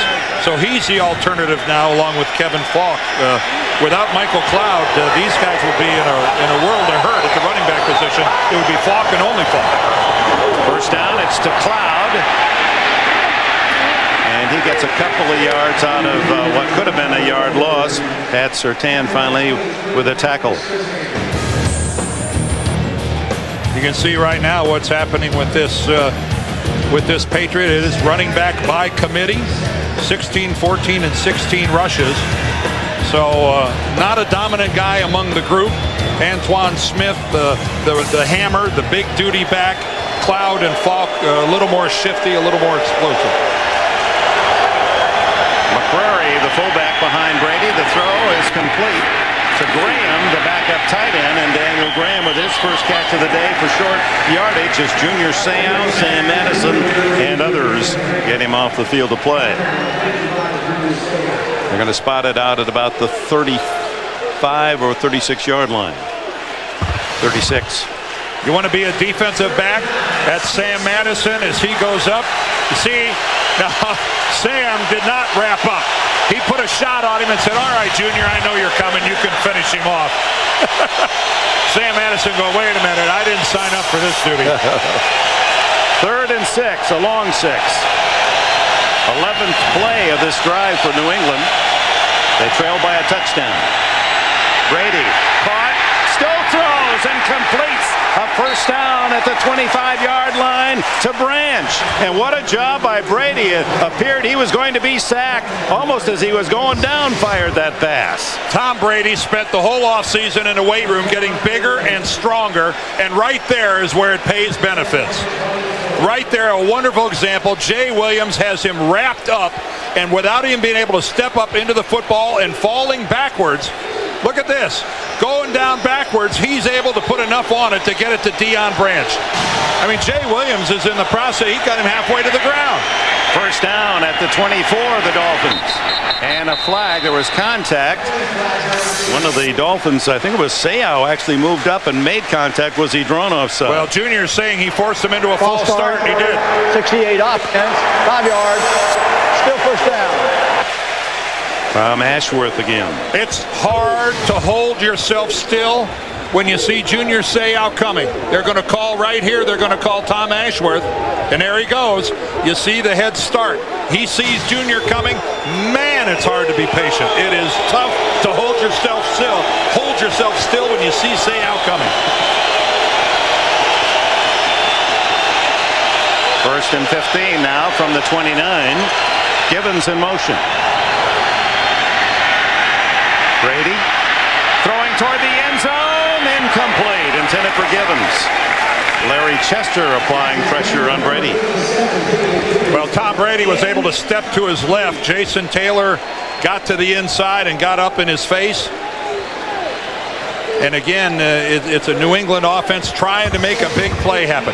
There's Taylor 99. He gets inside Matt Light, but there's Damian Woody, the proverbial double team as we see all the time. Chester comes around and gets into the face of Brady, but he was able to step outside long enough to get rid of the ball. 2nd and 15. 6 defensive backs for the Dolphins. Draw play to Falk. And he twists his way inside the 25. Rob Burnett, the veteran defensive end, makes the tackle. Good call here by offensive coordinator Charlie Weiss. You see the Miami defensive line blowing upfield. One guy stays home. He's got the responsibility for that. How close are we to a face mask here? Rob Burnett reaches out. Ooh, he gets it. And he gets it off before an official was able to see it. But that was very effective by Burnett staying home. 3rd down and 10 from the 24.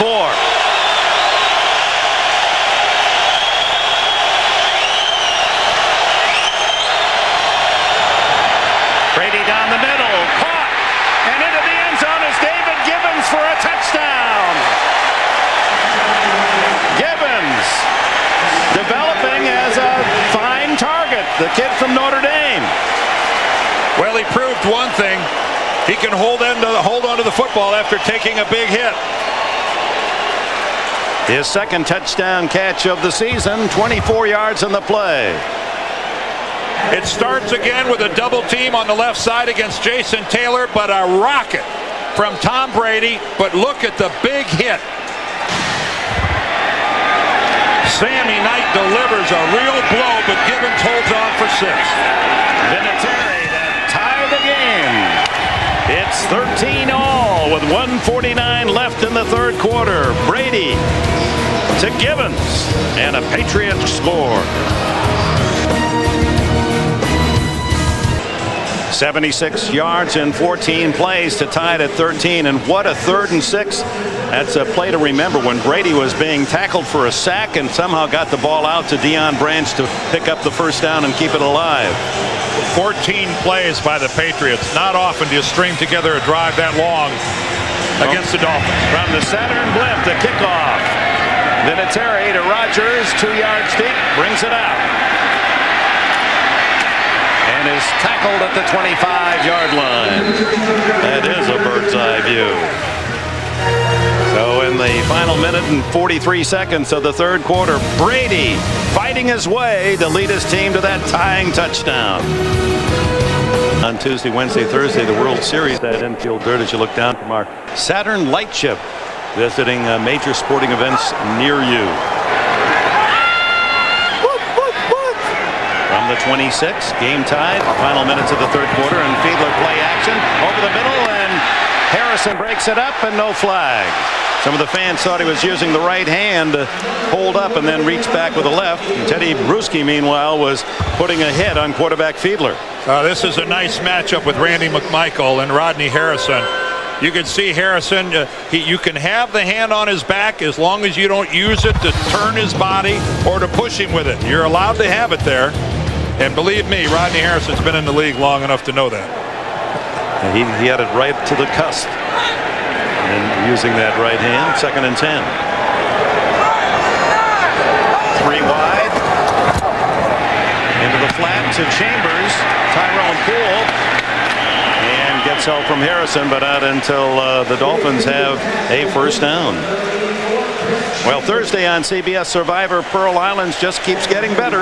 On a night of showdowns, a back-breaking challenge leads to a standoff, and is Rupert's own tribe turning on him? Well, you'll find out on new Survivor Pearl Islands Thursday, 8, 7 Central on CBS.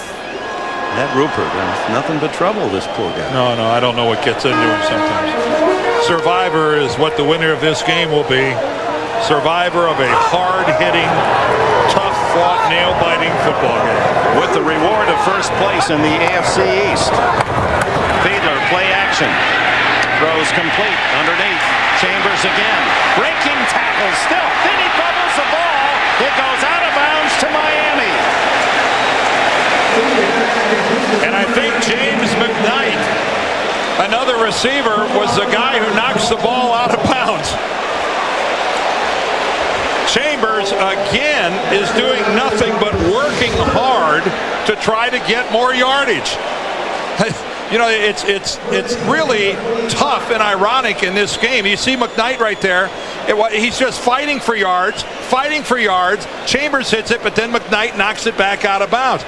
But he's really not doing anything but fighting for extra yardage, breaking tackles, and so often that's when a guy loses the ball. Roman Pfeiffer had pulled it free. Now Ricky Williams for about 3 yards to the 42-yard line. And that could be the last play of this third quarter.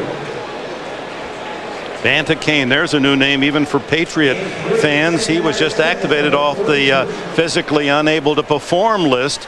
California linebacker, a 7th-round draft pick. They're just digging deep to fill all the voids caused by injury. End of the third quarter, tied at 13. We'll be back. Look at the 3 points for Miami in the third quarter. They have not scored a touchdown in the third quarter all season long. And the Patriots with a long drive to score to tie it at 13 as we open the fourth period.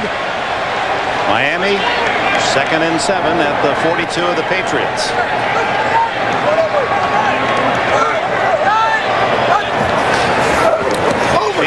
Protection. He's throwing for Chambers, but overshoots him out of bounds.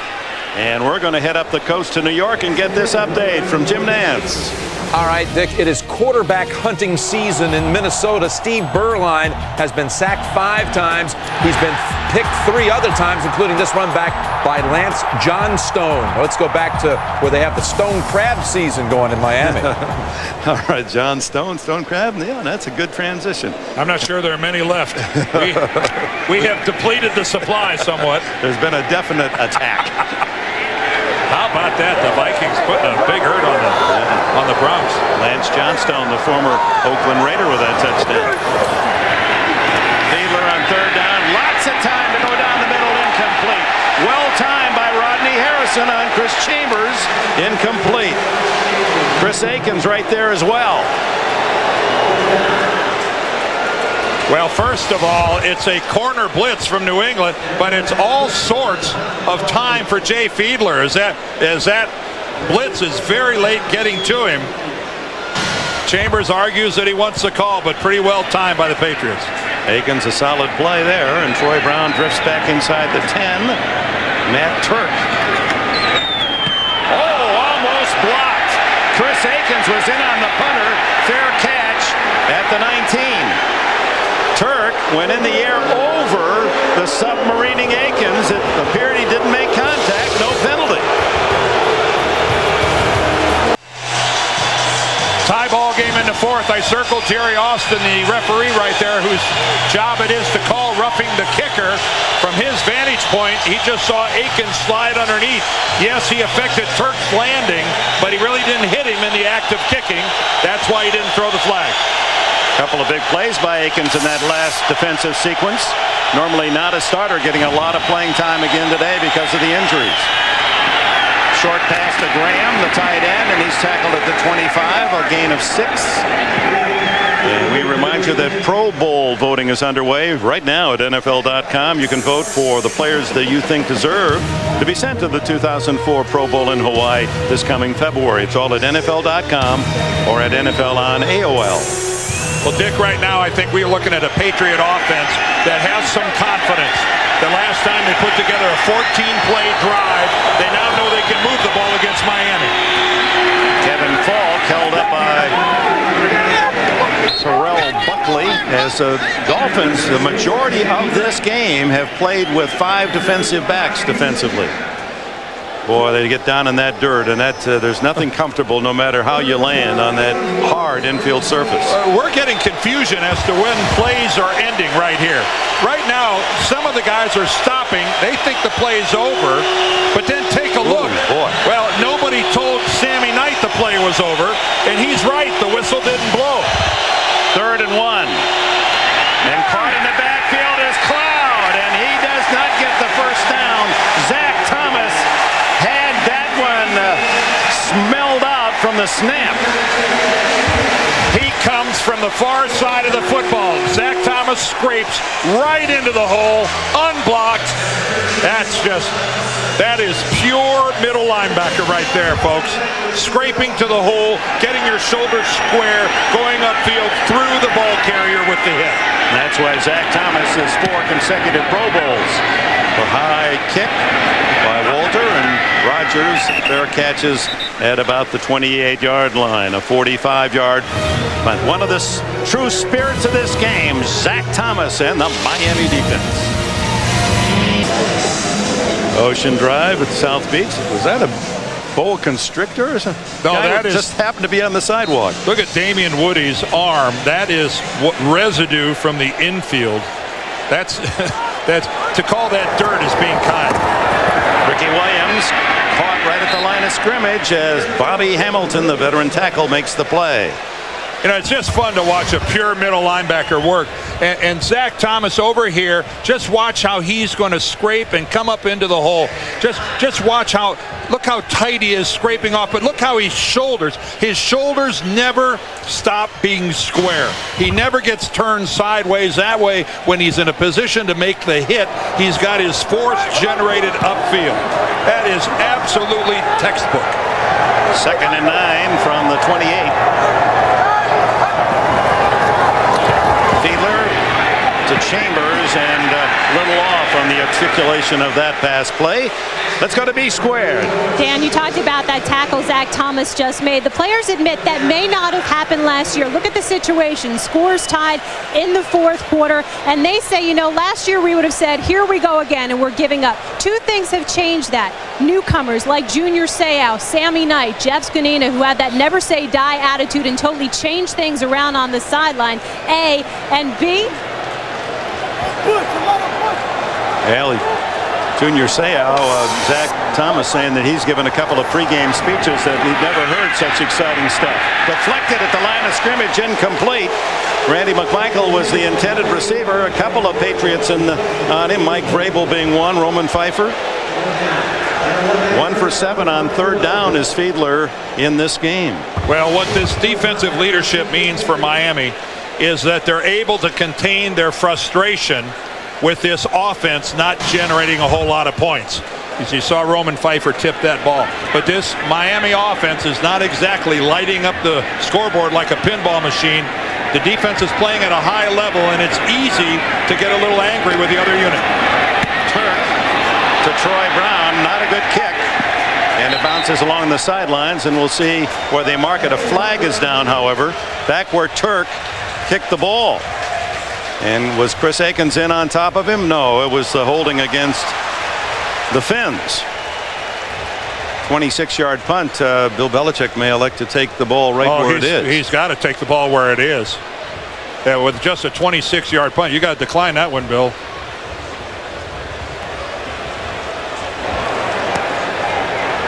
Holding 47 of the kicking team. That penalty is declined. 1st down, New England. A timeout with just under 12 minutes to go, trying to protect Turk with a hold. Minutes on CBS. Jeff Brow. Yeah, he made a good snap, but an outstanding hold, but it was declined. So from the 46, the throw into the flat, complete to Brown, and he skids out of bounds at the Miami 49-yard line, helped out by Sam Madison. Well, 13 points, and this is the stingiest defense in giving up points in the league, Miami. 13 is the most they've allowed since game 1. No one has scored more than 10 in the last 4 Dolphin victories.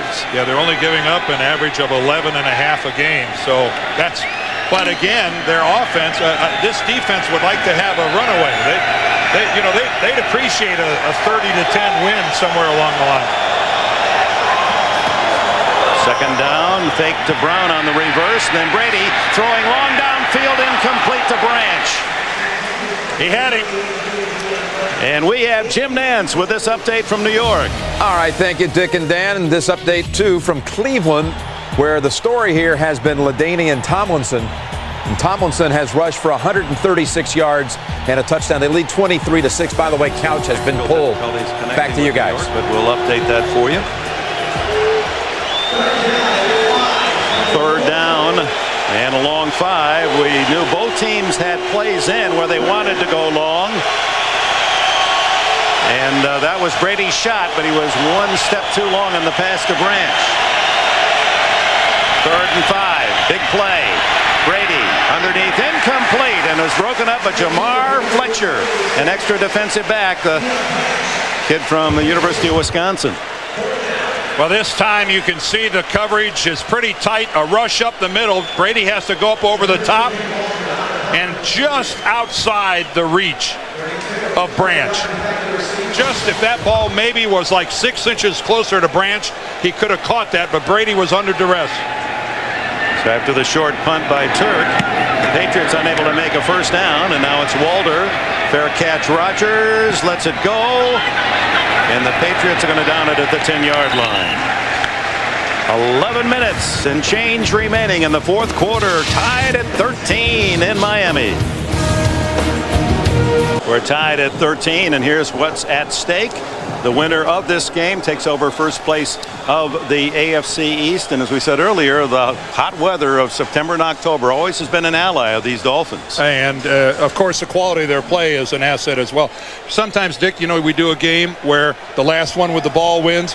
We're reaching that stage here in the fourth quarter where you almost think the next mistake is going to be what this game turns on. A turnover. Again, the Dolphins have to protect the ball now, starting deep in their own territory. No mistakes can happen here in the fourth that might cost you the entire game. Starting deep in their own end, Fiedler hands off inside, and again that inside defense from a team weakened by injuries has been very solid for New England. Well, let's see. B Squared was about to tell us about Part B. What was it, Bonnie? Have I kept you in suspense long enough? We're talking about one of the reasons for Miami's turnaround, their mentality in tight situations like this. Some of the newcomers, Junior Seau, Sammy Knight, Jeff Scanina. Also, the Week 1 loss to Houston. Brock Marion was saying, we knew how good of a team we were. We knew we should have crushed them. That was a cup of cold water thrown in our face, and now we need to rise to the occasion. And here they are trying to win their 5th in a row downfield and broken up at the last minute by Tyrone Poole as Chris Chambers was reaching up for a big catch at the 40-yard line. And Chambers turned around like he wanted to throw, but that was just perfect coverage by Poole because this time he's turned around and he's playing the football. Watch him go back. Now he's playing the football. Yeah, he reached out with his right arm a little bit, but as long as he's looking back for the football, a corner's going to get away with that. Did he interfere with Chambers? Technically, yes, he did. Is that pretty much going to, is that going to fly? Yes, normally it does. A little arm bar, yeah, but the official on the spot. If he's turned around, Dick, a good corner, if he's turned around looking at the football, he'll get away with it. Jay Fiedler has to spend one of the precious timeouts here on 3rd down and 10 from the 10-yard line. No time to air in this critical early season game. First timeout used by either team in the second half. People here have not been kind. The media, the fans, Fiedler, they want more production out of him. He started today's game with only 5 touchdown passes. But there's something to say for somebody who doesn't lose the game for you either. And as a starting quarterback, Dan, at 33 and 14. Which is a lofty percentage. Not many guys in the league. And what's Jay done? Okay, look at that. Not even 200 yards passing. Only 2 touchdowns in 4 games. And they won all 4. Well, okay, why did they win all 4? Well, predominantly because of their tremendous defensive unit. That's why they won all 4. Did Jay Fiedler contribute to the losses of those games? Well, obviously he did. He's a very effective manager. 3rd and 10. Down the middle and complete to the tight end for a first down. McMichael out to the 26-yard line. A big play pinned deep in their own end, and there's Fiedler coming up with a play that continues a drive. Straight 7-step drop at a plant and throw because he spots his tight end wide open. The Patriots lost track of Randy McMichael that time in a critical 3rd and 10 situation. And this kid, he's just a second-year guy. 4th-round draft choice last year. This kid's going to be in the Pro Bowl. He'll be making that trip to Hawaii before long. On the 26, Williams caught in the backfield. There's Bobby Hamilton and Richard Seymour shoulder to shoulder. take Ricky Williams down, and this Patriot interior defense has really been effective the second half. Well, how can you not be impressed with this unit, Dick, the way they play? Romeo Crennel, their defensive coordinator, and Bill Belichick, the head coach, have fought through all the injuries. This unit, and decimated is the right word.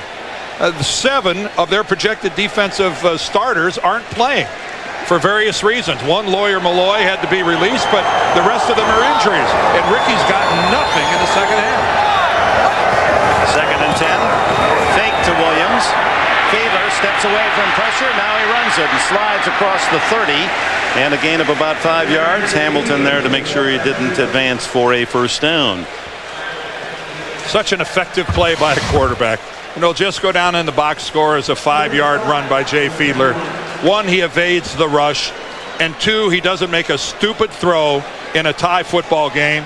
And what's he do? He just moves the football not very far, 5 yards, positive yardage. But you know what? It brings up a nice 3rd and short, and the Dolphins still have the ball. 3rd and a short 5. They're 2 for 8 on 3rd downs today, Miami.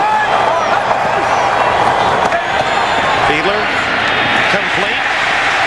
It's the tight end again, McMichael, and it's another first down. So 2 3rd down passes to the tight end McMichael keep Miami with the ball. And this is kind of a nice little deal we got going on here now with Randy McMichael and Rodney Harrison. Take a look at McMichael. He comes in there, and Rodney Harrison, even though he didn't have the primary coverage, he's not going to pass up this opportunity to try to put a good lick on him at the end. Randy McMichael, this is a nice game for him with 5 receptions, 5 out of 7, awfully good. 7:35 left, the midpoint of this 4th quarter, tied at 13. And Fiedler back to throw again. McMichael again, and another first down at the Patriot 46-yard line. Rodney Harrison drags him down. Well, this time Rodney Harrison did have the primary coverage on McMichael. He's got him man for man right here. You see when he breaks to the outside, Rodney Harrison just a step behind him, but another good throw by Jay Fiedler. Look how he puts it out in front of McMichael, allows him to make the catch. And yes, the Dolphins offense is happy. How happy is their defense standing over there on the sidelines, getting a break and watching them move out of the shadow of their own goal line? McMichael now leading the Dolphins with 6 catches, 3 on this drive, and 81 yards. Having trouble with the chains across the way. They're first. And New England then will call 30-second timeout. New generation. That's all tonight here on CBS, America's most watched network. Mr. Enberg, a first down. The Dolphins would have to move to the 36-yard line. Anywhere up around there would be a 51-yard field goal for Orlando Mari, which is his longest of the season. So if the Dolphins can move around the 35 anywhere in that ballpark, they're well within Mari's range. And he was hitting him cleanly from that distance warming up. Into the flat, complete to Ian Badesho, but he draws Roman Pfeiffer, and it's just a short gain. Clock ticking down to 6.5 minutes left in this 4th quarter. Here's Orlando Mari. He has in his 7-year career kicked 8 field goals successfully from 50 yards or longer. His 2 today from short range. Hey, don't use it as a block. 2nd down 9. The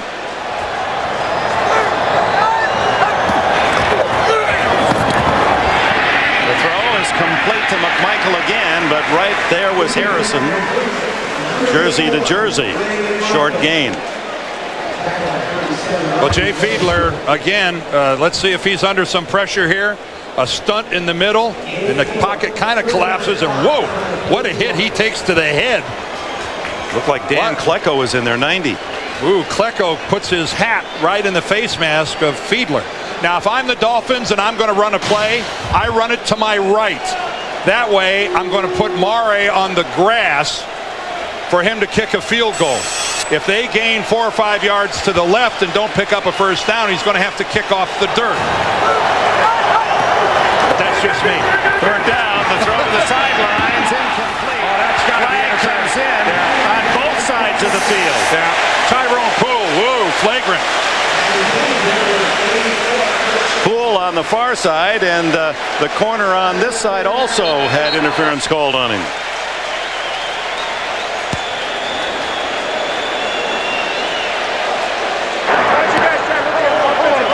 Well, the Dolphins could take the farthest one. Illegal hands to the face. Number 26 of the defense. That penalty is declined. Pass interference. Number 38 defense. That penalty is accepted. First and 10. See, one of those is only a 5-yarder, but the interference will be longer. It's just one-on-one man coverage. Poole and Chambers.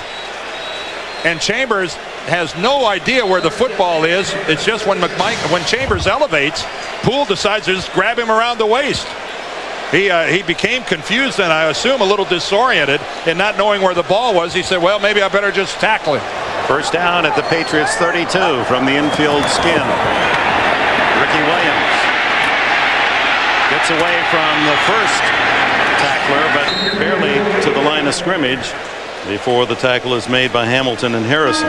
Well, you got to give major kudos to the New England defense here in the second half. Ricky Williams is getting nothing, literally and figuratively.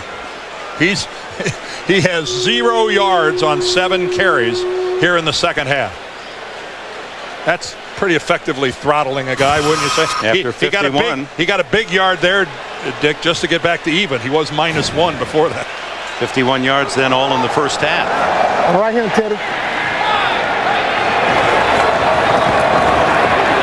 Fiedler raises and fires. Incomplete, and a flag down. Thrown deep in the secondary. Darius Thompson was the closest Dolphin to the throw. Almost certainly going to get some kind of a penalty. Assuming that this was some kind of an interference or holding against New England. There's no foul on the play. The reason being there's contact, but the ball's already in the air and not to that receiver. Therefore, that makes it not a foul. Well, Jerry Austin with a lot of extra explanatory language and nothing that was assimilated well by the head coach of the Dolphins. So 3rd and 10. Game tie. Clock running down. 4.5 to go. Just to bring you up, each team has 2 timeouts remaining. Chambers to the right, Thompson, and McKnight to the left.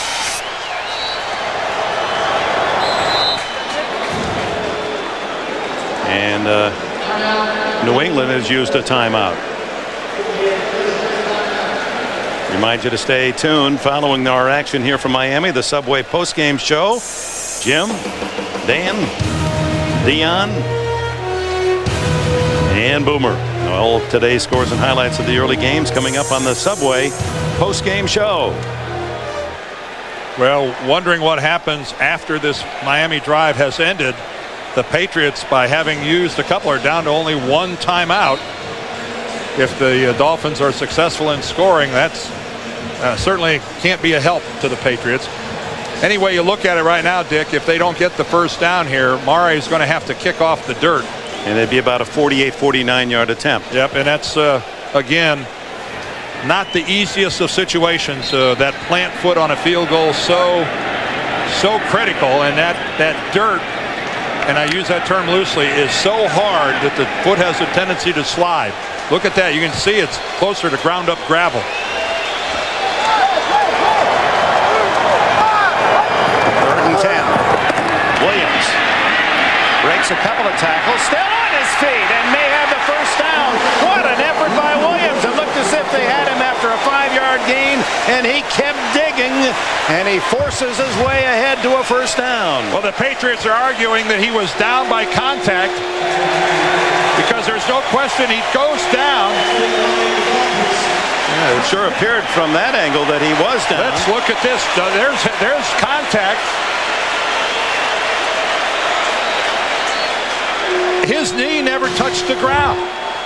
And it's going to be challenged. Now his knee didn't touch the ground.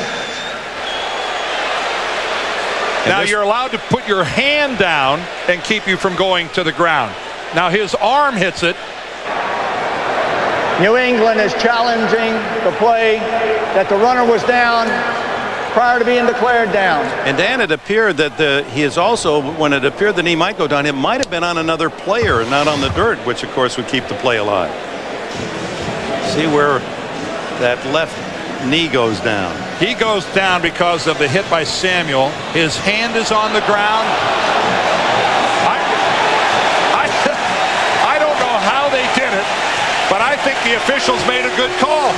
I don't know how they were able to determine that Ricky Williams' knee doesn't touch the ground, but he supports himself with his left hand.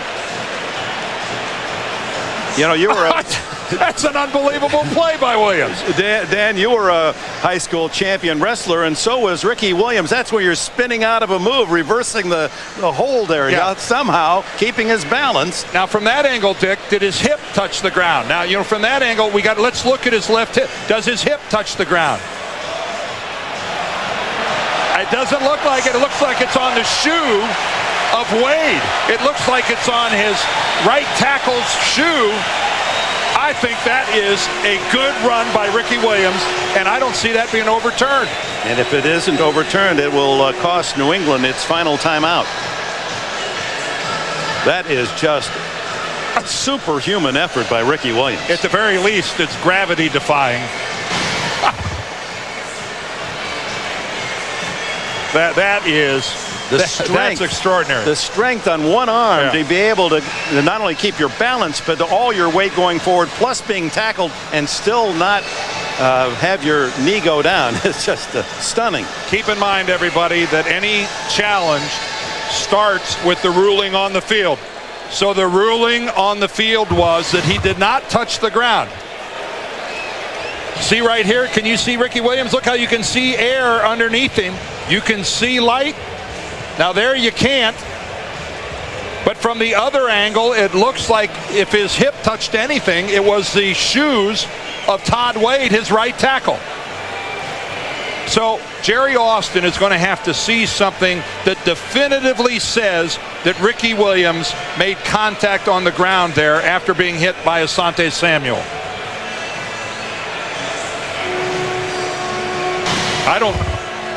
I can't speak for Jerry Austin, but I didn't see anything definitive. Did you, Dick? Nor did I. Nope. That's just it. The effort was so beyond belief that you figured he'd had to hit the ground somewhere in there. Well, here comes Austin back out onto the field. We're going to get it.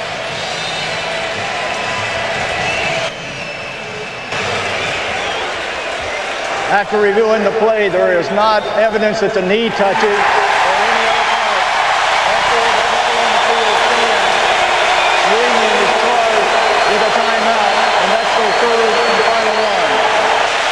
A huge play made by Ricky Williams, the second effort. That's the ultimate second effort. That goes way beyond it. Talk about athleticism, ability, drive, determination. And you know, I got to say this. A, the most remarkable thing on that play was what Ricky Williams did. B, the second most remarkable thing was that an official was good enough to see that he didn't hit the ground. Now that's an extraordinary play by an official. But not for Williams' effort. Miami would be lining up for a field goal. Instead, they get the first down at about the 21-yard line. His first 10 yards of the second half, and they come on that play.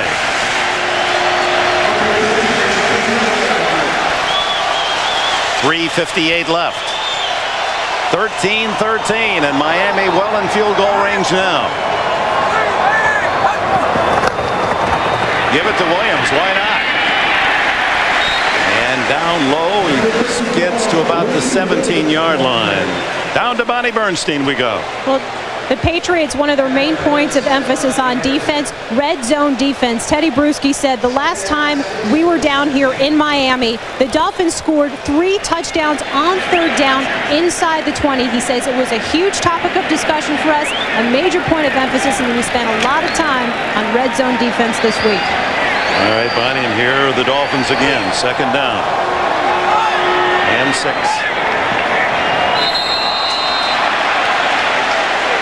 Dumb. 5 offense, 5 yards. It's still second down. Rookie tight end Donald Lee. Oh, That is large. Ooh, that's where you just want to look for the trap door and try to get in it and go hide somewhere. 2nd and 11 as they move it back to the 22. 5 yards and it stops the clock. A killer.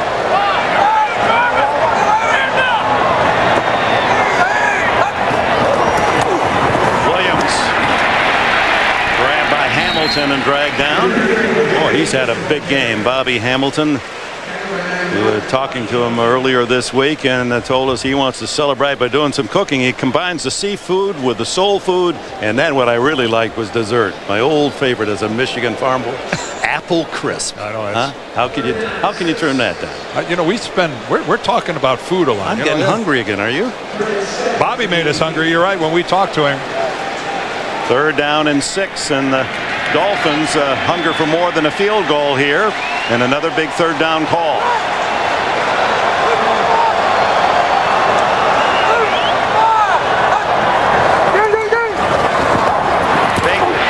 To Williams, and a little delay call, and Bruschi is right there to read it to make the tackle of Williams. And with the clock ticking toward the 2-minute warning, here comes Olindo Mare.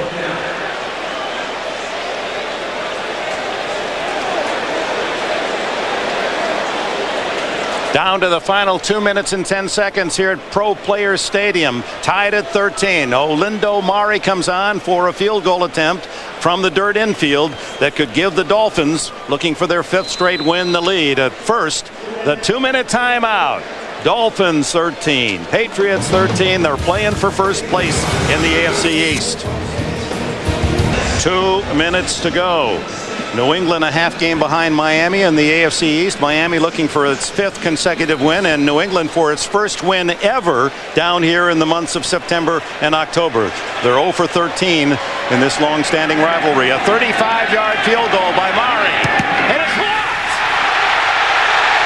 and picked up by the Patriots, Troy Brown, and it's out to the 36-yard line. Listen to the Patriot fans here in Miami.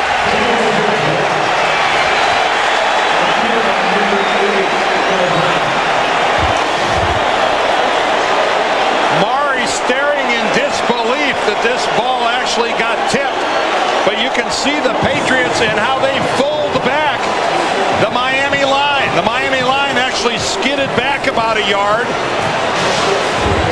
Richard Seymour is the man they're congratulating, who has been a outstanding player again today, and a Pro Bowler a year ago, and almost an automatic this year. In fact, Bill Belichick said he's my best player. The tallest of the Patriots defensive linemen at 6'6", with a huge range and reach. So from the 35-yard line, the Patriots with no timeouts left, they'll try to drive into field goal range. Brady down the middle, caught, and a first down at the 45 as Deion Branch has another. Brock Marion, the defender. Tom Brady making the sign with his hands, telling his group to huddle up. When you see him putting his hands together like that, saying, come together, I'll call it here. 20 yards on that catch by Branch. Draw to Falk. Just a couple. Stacked up as Sammy Knight and Junior Seau along with Thomas there to bring down Falk. The Patriots being awfully casual, walking back to the huddle. Larry Chester's hurt for Miami. Chester's going to take himself out. Smart play on his part. He didn't want the officials to call an injury timeout. He kept the clock running by hustling off the field. But the Patriots took a long time in the huddle. Less than a minute. 53. What the heck are they doing wasting that much time? Toss to Falk. Look at that shot by Terrell Buckley. Read it all away and drops Falk for a loss. And there's no way to stop the clock unless they down the ball. And now with 3rd and long, that doesn't work either. Vinatieri's longest ever, by the way, is 57 yards. I don't understand why the Patriots took so long to call the play to get up to the line of scrimmage and then called a running play. Yeah, 18 seconds. Brady underneath to Branch, but it's short yardage. Well, to overtime we go. Dan, this has been, is this in our contract? It'll be third time in the last 4 weeks, and the other game ended on the last play of the game in Chicago. Overtime. Is Jason Taylor hurt? He's holding his foot. He was banging the turf. He looks like he's afraid to move.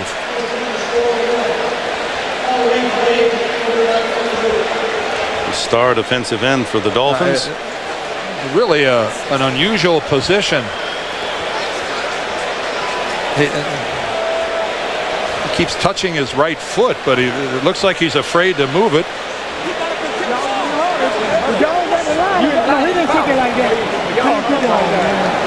See, we're down to double zeros here, and there's been no official signal by the officials that this is the end of the game. And Jason Taylor looking a little disoriented. Sure, he's not sure the game's going into overtime. Again, Dick, I'm just at a loss why the Patriots didn't show a little more alacrity there in trying to, they've got an outstanding kicker in Adam Vinatieri, and why they weren't showing a little more hurry up to try to get down there and get him into range. I'm scratching my head.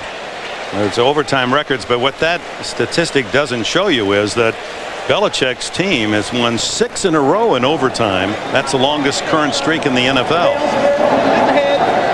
It's a head.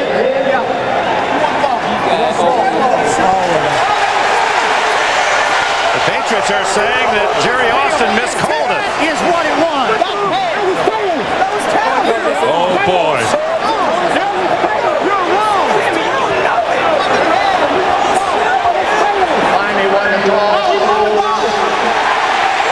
The Patriots are arguing that Jerry Austin misidentified heads and tails. Austin sticking to his guns, though, and saying, I called it as I saw it, and that's what it was. Well, that seems the simplest of calls, heads or tails, and confusion here. But Miami comes up with the ball first. Tight-jawed is Austin. Well, no official wants to be caught in another coin-flipping controversy. The NFL has already had one of those, and one's enough. Miami has it when we come back.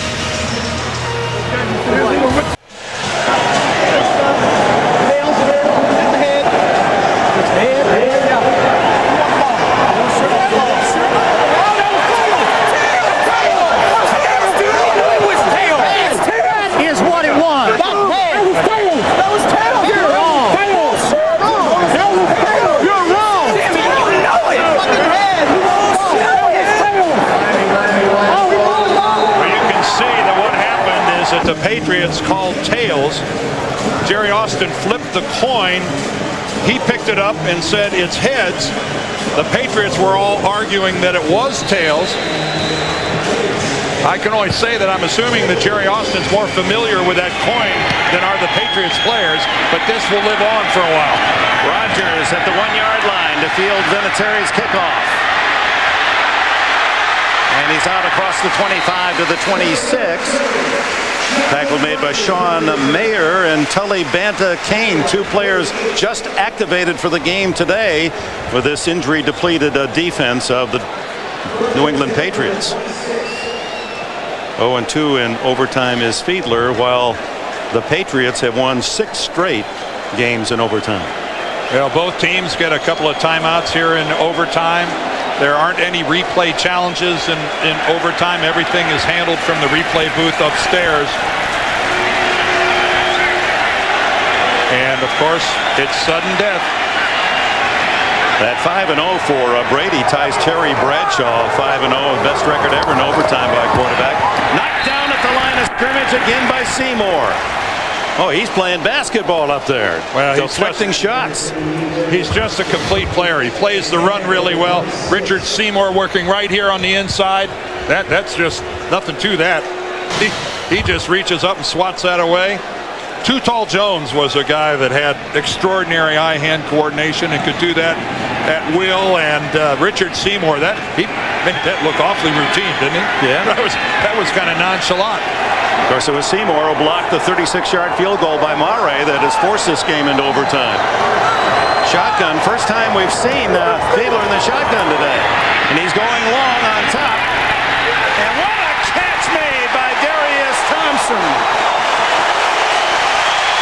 Well, coming into this game with only 7 catches, Thompson used the word embarrassed. I am embarrassed that they gave me a big contract and I don't have anything more to show for it than 7 catches. Now, how about that? Hurry up now, and Ricky Williams. And you know why I think they hurried up? I think Thompson's left foot was awfully close to going out of bounds. Let's go back and look. Thompson's foot being out of bounds. And we're not going to see from that angle very well, are we? But the hurry-up worked because the Patriots... The question is, did he step out of bounds before he caught the ball? Yes, he did. It looked like he did, and you know what? The Dolphins got up there and ran a play in a hurry.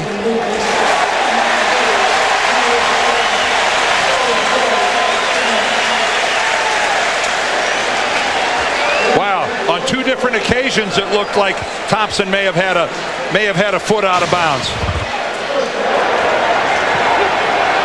Let's try this one more time. Right here, his left foot right there, at least from that angle, it sure looked like he stepped out of bounds. And then when he comes in, when he catches the ball, his foot is out of bounds again. And how smart were the Dolphins to run up there and snap in a hurry? Ricky Williams. Chased by Harrison. Finally they get him out of bounds after a first down at the 20-yard line.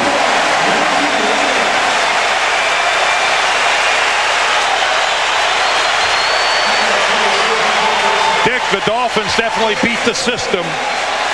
They took advantage of the one weakness in the system that you got to challenge it before the next snap of the football. But it's up to the official up in the press box anyway. Yep. They got up there and ran it so quickly, there wasn't time to go through all the replays and get a good look at it. And of course, it was unnoticed by the officials on the field as well.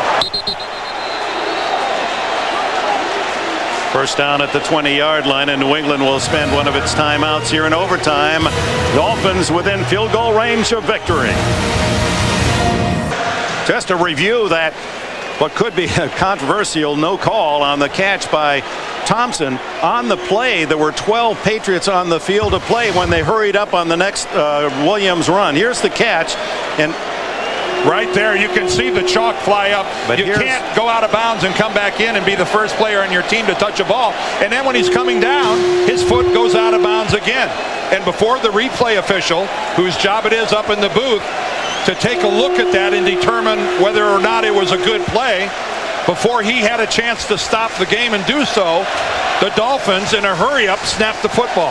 And that had New England 12 men on the field. Of course, that penalty declined, and Williams made not only another good gain, but it saved that long pass play that should have been called back.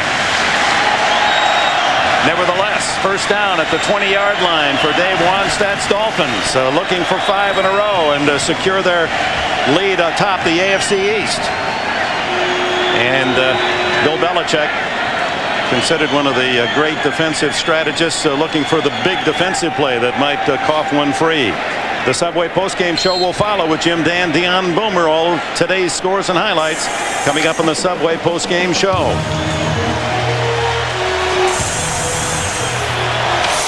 Ricky Williams behind Fiedler.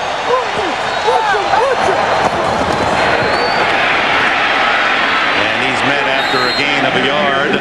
Richard Seymour again. Richard Seymour, how big is he stepping up here late in the game? And like you said, Bill Belichick said he's my best player, period. Boy, he's certainly playing like it when the game's on the line. You can't ask for a whole lot more than what Richard Seymour's given Bill Belichick and the Patriots. Meanwhile, Ricky Williams with 94 yards to lead all rushers in this game on 25 carries. He's carried the ball more than any NFL back this year. And boy, do the Dolphins, though, wish they were at the other end of the field on the grass instead of this dirt. This is where the Marlins aren't helping their counterparts. is who else? Driving those legs for a couple. Seymour on the bottom of the pile along with Teddy Bruschi. Third down, and Dave Wannstedt's going to go for it right here on third down. A very smart play in case there's a miscue, a bad snap, a bad handle by the holder. Go for it on third down. If you'd be fortunate enough to keep possession of the ball, you get to try it again. Be about a 35-yard attempt. It was from 36 yards, almost in the exact spot that Murray's field goal at the end of regulation was blocked by Seymour. And this is where the Dolphins offensive line has to really dig in. They got scooted back a little bit last time. And New England is going to spend its second timeout of overtime. That's their second and last timeout in overtime. Dick, the fact that we are in overtime with these two teams might be the most least surprising thing that's happened all week. You knew that this was just, I said earlier, going to be one of those scratch and claw football games, and that's exactly what we've got. There's the AFC Eastern standings. Junior Seau doesn't want to look this time. Miami wins, they move to 5-1. If New England wins, they move ahead of Miami into first place. And all the more remarkable is the effort in this heat and humidity by this depleted defense, just ravaged by injuries, including Ty Law today. Now to win it from 35.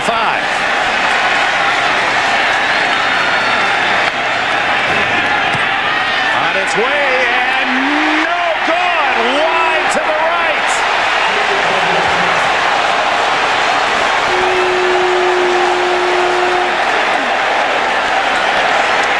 Well, anyone who's ever kicked the football at any level, whether it's a punt or a field goal, when you get one blocked, something happens in the brain area. You're thinking a little more than normal. And I'm sure everybody in New England is saying this is justice because the Dolphins didn't deserve to be in this position anyway, because Thompson didn't really make a legal catch to put him in scoring position. So it's everybody here's got an axe to grind. The net result is we're still playing in overtime. Well, halfway there, it appeared as if it was going to be a good kick for Murray. Seau thought so, and then it just tailed on a bad fade to the right. Taking over at the 26. Brady out to Gibbons, flags down. No gain, or maybe a yard at best, as Buckley and Surtain. Appeared that Ogunleye may have deflected the pass.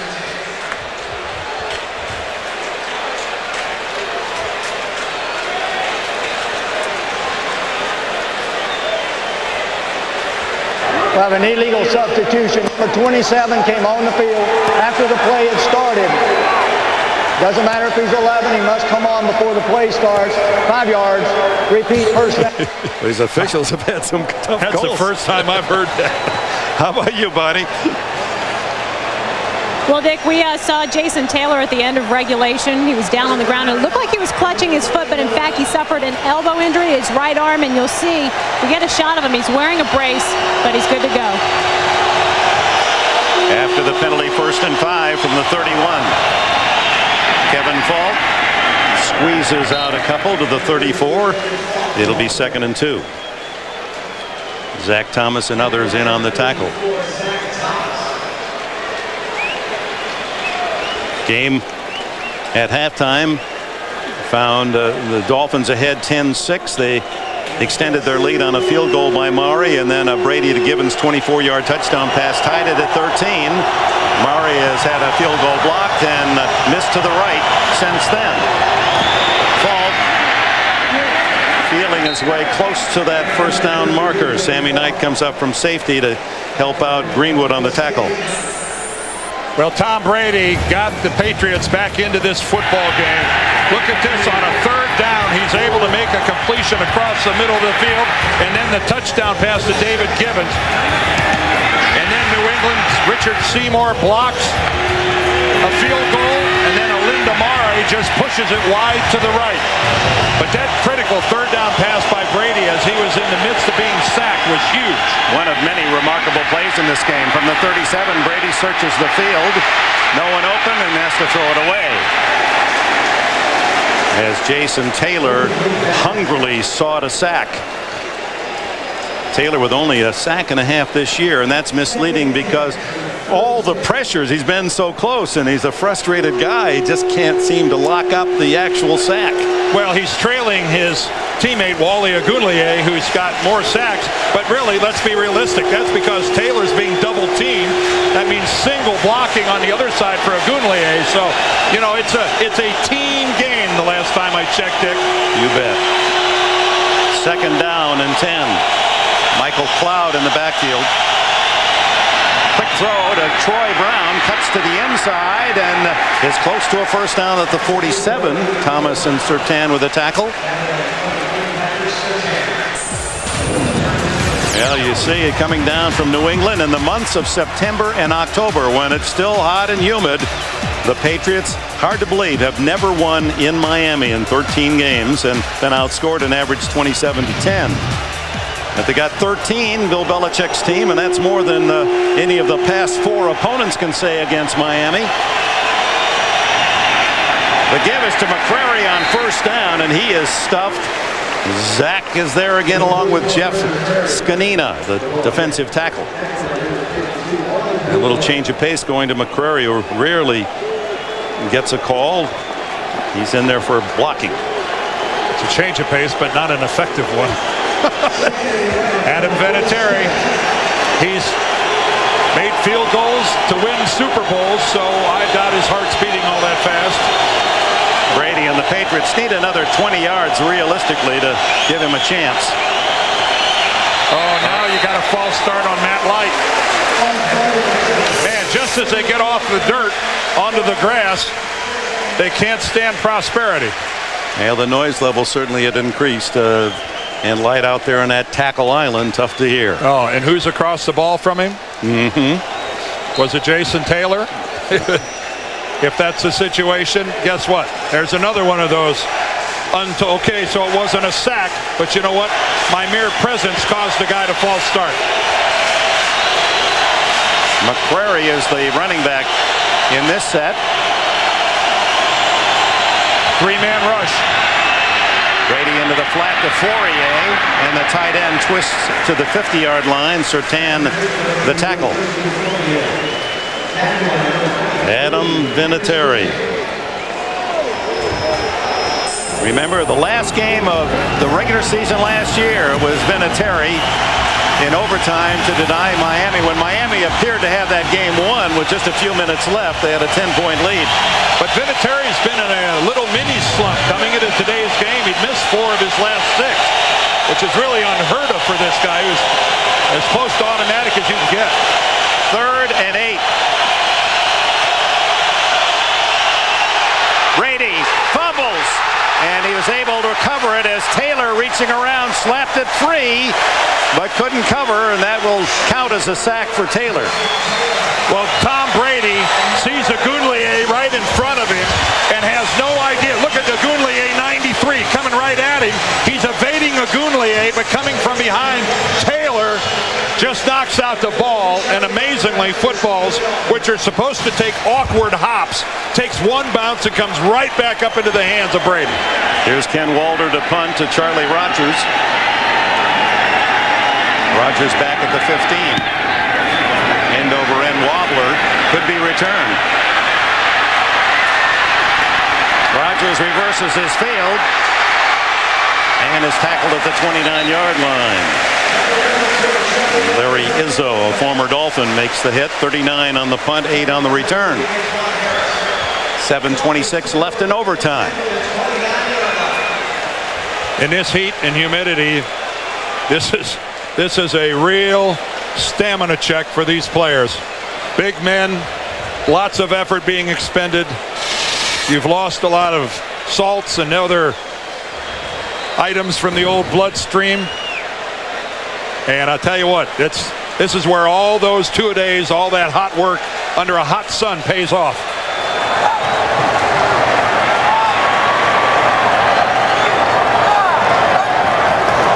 Fiedler going to throw on first down. Over the middle, caught. And still on his feet is McMichael, the tight end, who's had a big second half in overtime. Finally, it's Harrison who able to yank him down by an ankle. And kudos to North Turner, the offensive coordinator. Pretty clear that New England was expecting a healthy dose of Ricky Williams right there, and instead Jay Fiedler goes downfield to his talented tight end. Right there, you'd have to say Jay Fiedler on that throw was more than a manager. That was a big-time throw in overtime. McMichael, who had 12 catches all year, has 8 today. Ricky Williams looking for a hole, and there wasn't any as Ty Warren and Bobby Hamilton, the two tackles, converge. For McMichael, that last catch being his 8th, 102 yards to lead Miami. Boy, you just wouldn't expect a back like Ricky Williams to be getting negative plays. And he's had a lot of them here in the second half. Yeah, he's had the one extraordinary run where he didn't go down and move the chains on a 3rd and 9. But a big guy like that, you just wouldn't expect him to get caught for a 2-yard loss. 6:15 left in overtime. 2nd and a dozen. Fake to Williams. Fiedler throws. Not close to Chris Chambers. Randy McMichael was in the area as well. The ball thrown between the two of them. Tyrone Poole defending. 3rd and 12.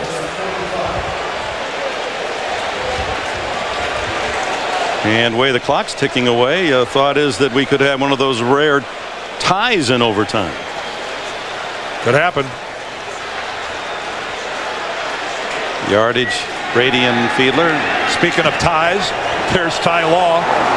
Didn't start. Yep, inactive today because of that lingering ankle injury. Big 3rd and 12. Here comes Brewski, and he's got Fiedler and can't bring him down. And now Fiedler is going to throw long for Chambers, and it is intercepted by Tyrone Poole. What a job by Fiedler to extricate himself from Brewski's tackle, but then throws the pick. But you know what, Dick? On a 3rd and long, that's as good as a punt. That's actually just like a punt for the Dolphins. Yeah, goes the 18-yard line. That's exactly right. So I think Jay Fiedler's got nothing to lose by airing this out. Yeah, his guys covered pretty well, but why not try to draw the interference? The ball was a little underthrown, but that doesn't hurt the Dolphins one bit. That's a smart play by Fiedler, even though it ends up an interception. Well, and an excellent play by Tyrone Poole. Wasn't it, though? Yep. His 2nd interception of the year. Yep. Now, New England with the ball. No timeouts left for the Patriots, but there's plenty of time. At 5:57. And back on the dirt. They can't get away from the dirt.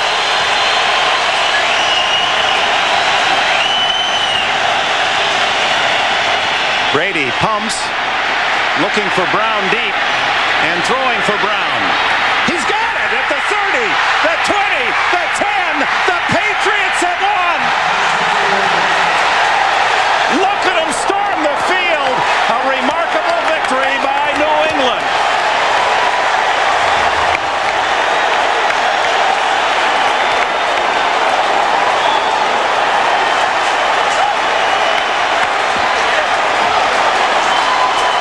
And the Dolphins' defensive line was too exhausted to mount any kind of a pass rush.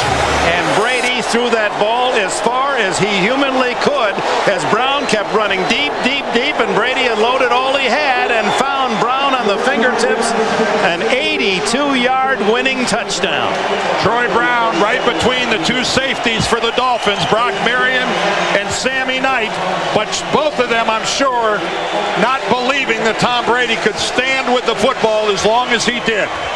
Brady now 6-0 in overtime, and the jinx of September and October ends on this day for New England. They finally won in Miami.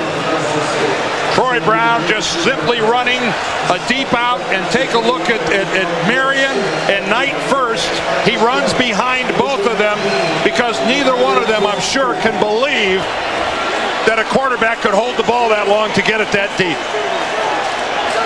82 yards, and Brady with the heroics finding Brown with an absolutely perfect pass. And for Bill Belichick, the mild-mannered conservative personality of the Patriots, he becomes a sophomore cheerleader. And Alindo Mari, who missed a very makeable field goal, I'm sure will have a restless night But what about the New England Patriots? All their injuries, all their frontline players that aren't able to play. And this team, after getting blown out by the Buffalo Bills on opening day, has rebounded to take first place in the AFC East. Now, what do you say about this group of men for the Patriots? Well, let's find out from someone down on the field. We'll get to Bonnie Bernstein later. Richard Seymour, one of the many stars for the New England Patriots. His blocked field goal late in the fourth quarter gave New England a chance to win.